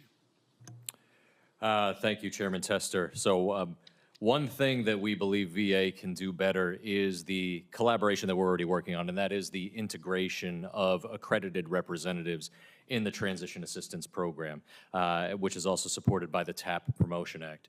The reason this is so important is because we know that the people who need this program the most are not linked to it. We also know that TAP can't be everything to everyone. It's supposed to provide a baseline of information to separating service members. That's where high-touch, vetted, accredited programs and resources like the VFW, our VSO peers, or state agencies play such a critical role. Some of the urgency of this are the predatory actors that Mr. Jacobs spoke to in the first hearing. We call them claim sharks. I want to share two stories. The first is Joe Ziegler, our accredited representative on Fort Wainwright in Alaska. The service members he meets with regularly wonder why they're getting solicitation emails and aggressive online ads from these companies looking to sign predatory contracts. The second is a gentleman who's sitting behind me from the state of Tennessee, Preston Stewart, VFW member, who his peers within the military service recommended one of these predatory companies to help him with his benefits. So our recommendation is to inject this into the military life cycle module so that leaders at all levels know what right looks like. There are aggressive predatory actors out there, but there's lots of free assistance, competent, highly trained assistance ready to help. Tom? Thank you, Chairman. I think that we'd really like them to be able to look at the TAP program through the lens of what the family members want. Maybe they're looking at it from a top-down perspective. What does not only the service member want in his or her transition to the civilian life, but what does the spouse want? What does the child want? And then deliver on that. In person, a lot of new possibilities have developed, opportunities with virtual TAP, but they really need to have the in-person, high-touch availability for these opportunities.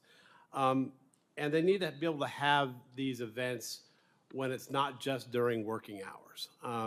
They could be outside of working hours, because if a spouse has a job, if the service member is busy during the day, then there's less excuse for them not to be able to attend if it's outside of working hours.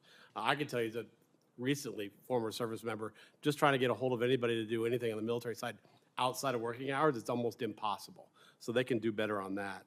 And then how better to acclimate to the civilian world, working in public-private partnerships to tell people what it's like on the outside and the skills that are necessary to make that transition. And then when you do all these things, to be able to tell everybody about it. Don't expect, I'd say that look at the way that the VA is doing with the PACT Act. If they can do 100 outreach events in a month's time and see the progress and the results that they're getting in terms of people enrolling in the VA at this point, then they can do this.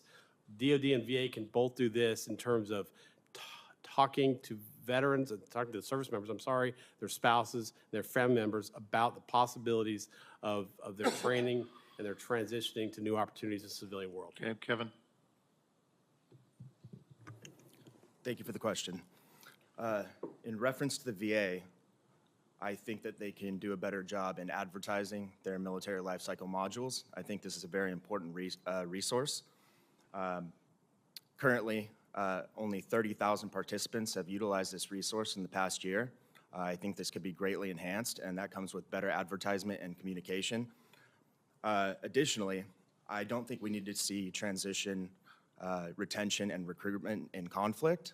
The Marine Corps has proven that these things can coincide and work effectively together with their Marine for Life program. The Marine Corps currently has the best retention and recruitment of all branches of the military. Thank you for that. Dr. DeGroot?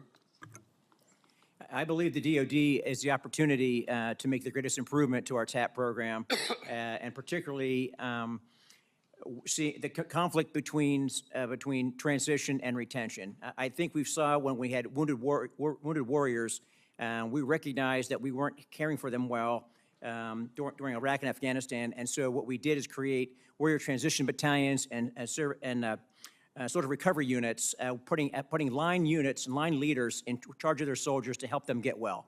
And I think we need to expand the role of the active duty leadership in units to start the conversations earlier with their service members to make sure that they're talking about the right things and that their responsibility, they are responsible for their soldiers if they choose to stay and re-enlist, or if they opt to transition back to civilian life.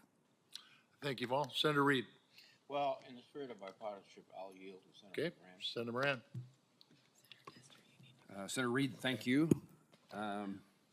First of all, let me compliment Mr. O'Neill. I appreciated your story about how you've lived your life and how you thought about and the success that you've had since service. And I thank you for your service, and I wish you well in all the endeavors that now follow it. And you captured me with kind of the personal nature of what you've experienced. And Mr. Porter, you mentioned Fox grants. That captured my attention too. I think it's one of the significant components of the John Q. Hannon Act. And I rarely run into anyone or any community or any organization that knows or is utilizing them. And I'm not absent community leaders, and I'm not absent veterans. I'm anxious to hear your story about that grant in the 2 or 3 sentences that you can tell me, and maybe we can follow up more. Thank you, Senator. Thank you, Senator. So we're in our second year, Blue Star Families, with the Fox grant, $750,000 first year, and it was recently approved for the next year.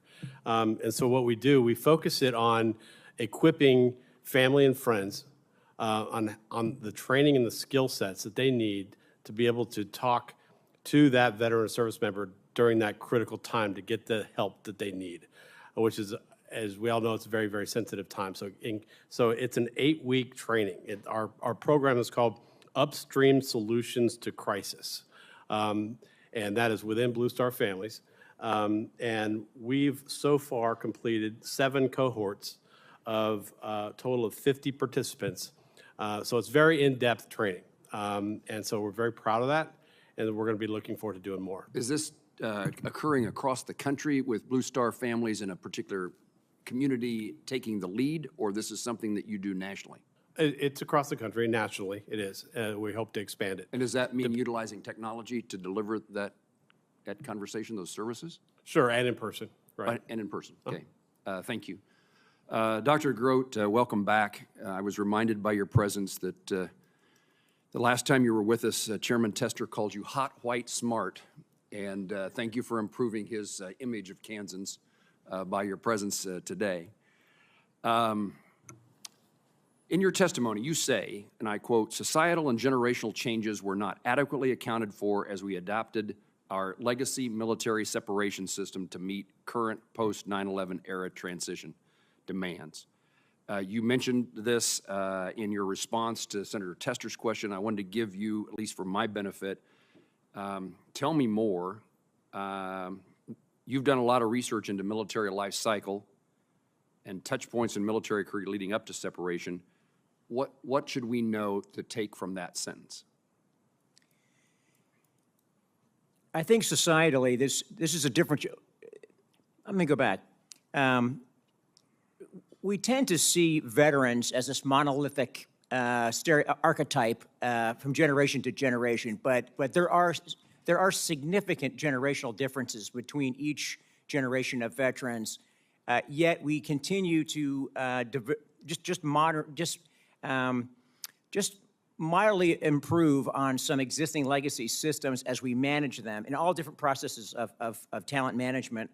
But I think we have to recognize that generationally these are different people. The nature of their war experience. I went to war one time in 23 years for 7 months.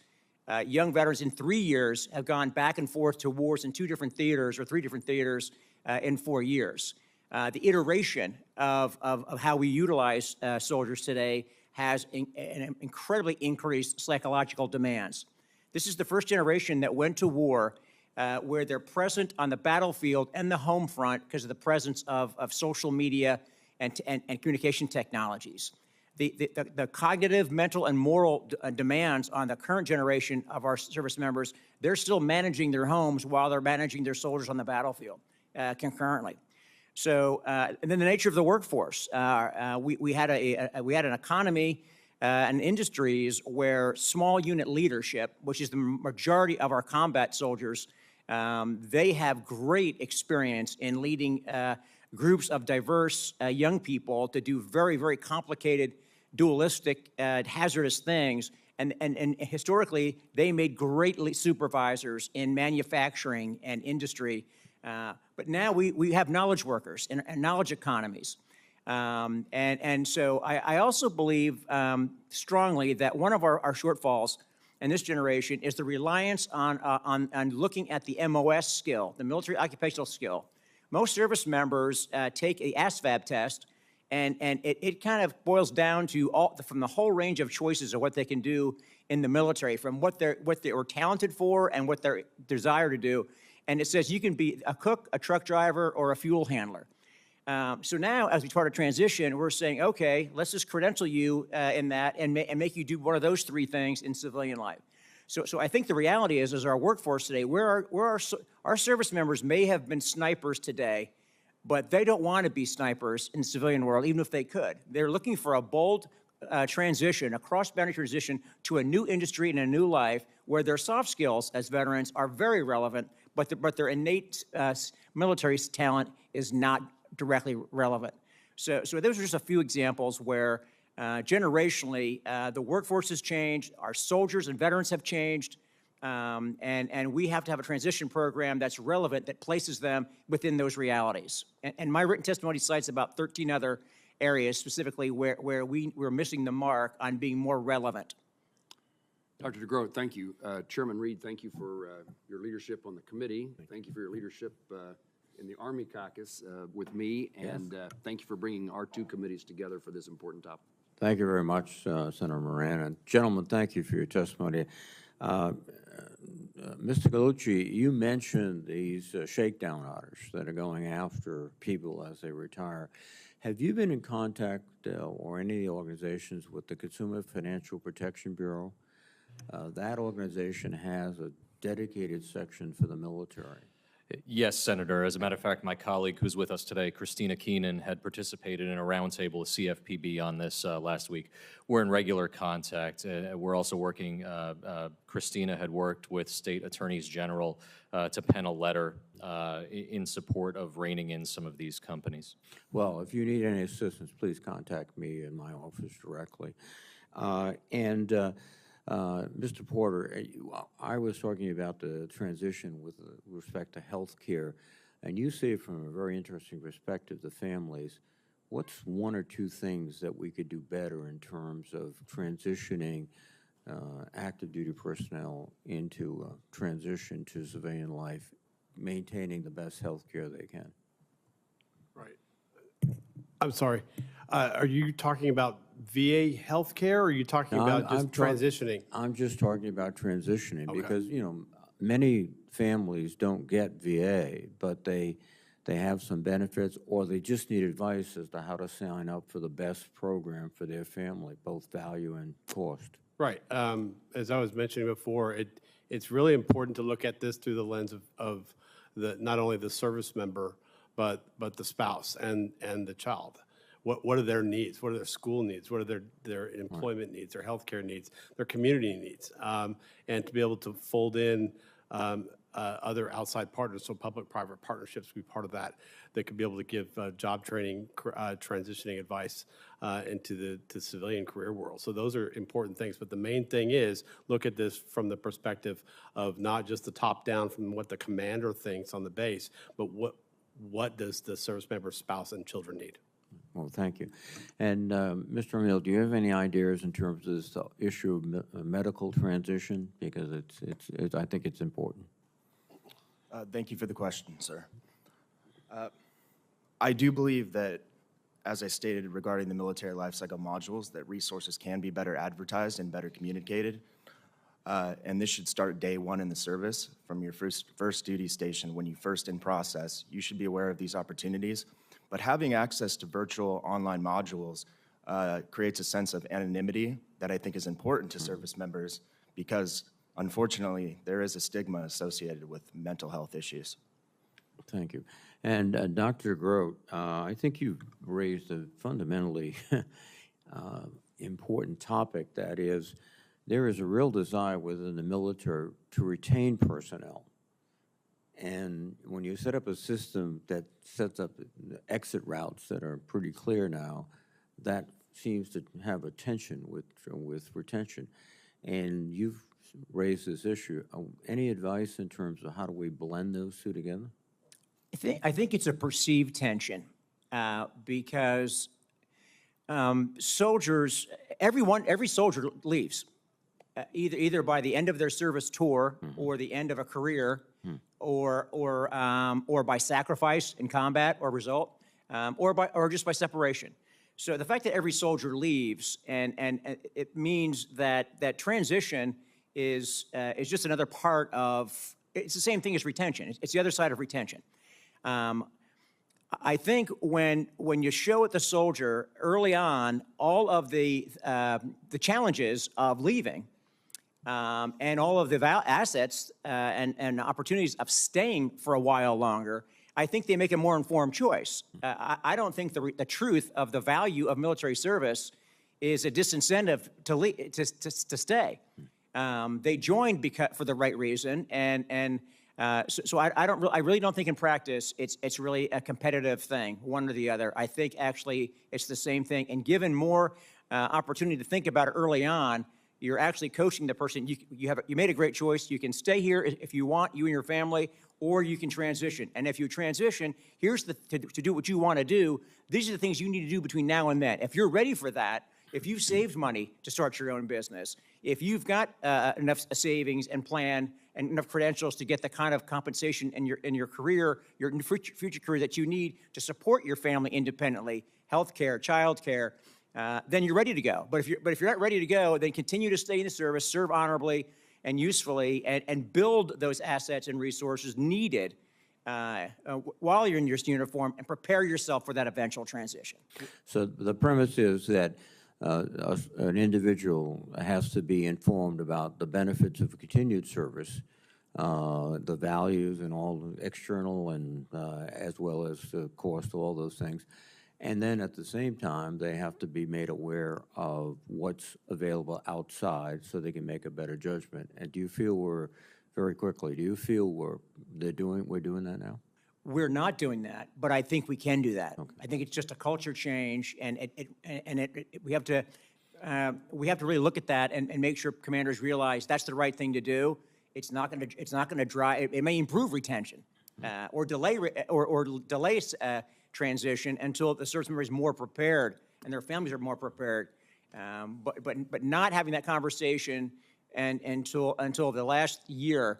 Current model, it looks like transition is when retention fails. One other quick question, which is basically a lot of personnel will make that decision, I'm going to re-enlist, and then 2 months before their expiration of their service, they suddenly throw up their hands, no, I'm getting out.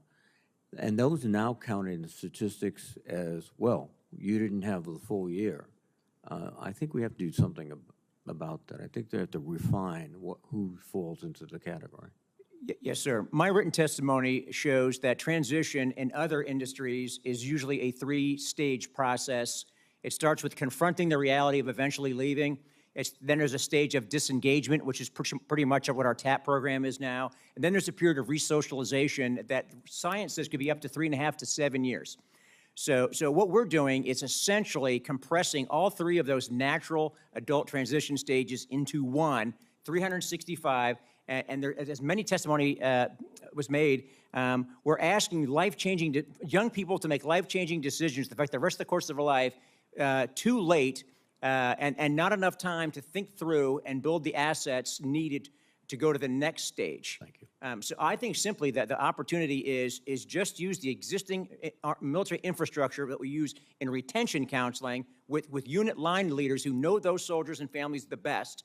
Use them to start having the transition conversations with not feeling fearful that that's going to encourage them out. And in fact, those conversations of showing the alternatives and the options, which would suggest you're probably not ready after 4 years to take yourself and your 3 children as a junior enlisted person with very little direct transferable workplace skills. You ought to stay in a little longer, become a non-commissioned officer, get some leadership skills, get some more courses while you're here. Maybe it's time for your spouse to get ready before you get out, because then you'll be a dual working family. Thank you very much. I want to thank all the witnesses. Do you have another comment? I'd ask a question if you'd let me. I will let you ask the question, but it has to be succinct, and the answer has to be even more succinct. Dr. DeGroat, please don't get me in trouble with, it won't be my fault, it'd be your fault if I'm in trouble with Chairman Reed. You said something, and I was writing it as quickly as I could, and it had something to do with VA benefits. You said at the end of your testimony, and what I wrote was that it has a consequence in creating less motivation to pursue other options. Would you tell me what you were conveying? From working with a lot, I'll make this very concise. I believe the frustrations that young people have when they're separating with the transition program, they then start over-relying on seeking higher levels of disability as a financial cushion, and that becomes a disincentive where they're spending all their efforts in transition on working the disability claim and ratings at the expense of working on independence and reliance for transitioning. Is there any suggestion in that answer that the VA needs to emphasize more educational benefits, workforce training benefits, or is this just that people have this expectation of monetary benefits upon their departure? I think if the DOD transition program, in the DOD, if the transition program is more effective, as we talked about today with some of these changes, then that problem will solve itself. But I think the lack of ability, the perceived lack of transitioning well through the DOD TAP program is causing an over-reliance and an overburden on the VA for disability to be the sole source of their plan for transition. Thank you. The last word has to be given by two Rhode Islanders. So, Mr. Gallucci, please go. Thank you, Chairman Reed. I wanted just to take a second to respond to Ranking Member Moran's comments and Dr. Grote's comments as well. I fundamentally disagree that that's what's happening. Unfortunately, this is the system that's set up. What we see is that these benefits are often an enabler to economic readjustment and the like. I sit before you as a product of many VA programs. I'm service-connected. I utilize VA healthcare. I use the GI Bill. I use the VA home loan. Now, I believe that these have allowed me and people like me to thrive after military service against other factors. What I will also say there is one of the things that's missing in the TAP curriculum is that the primary mechanism for eligibility for VA care is that service-connected disability. There's other policy nuance here where insurance companies don't have to cover conditions that were a result of military service, and that is supposed to be covered by VA. If I were injured on my job with the VFW, I would be eligible for workers' compensation. I'm not eligible for that in the military. There's a reason that these benefits exist. I invite the dialogue with Dr. Grote and with the committee, but I don't want to understate the significance of separating service members applying for these earned benefits. Well, thank you, gentlemen. I want to thank you for your testimony and also for your service to the nation, your continued service to the nation. I appreciate it deeply. We will keep the record open for a week, and the hearing is adjourned.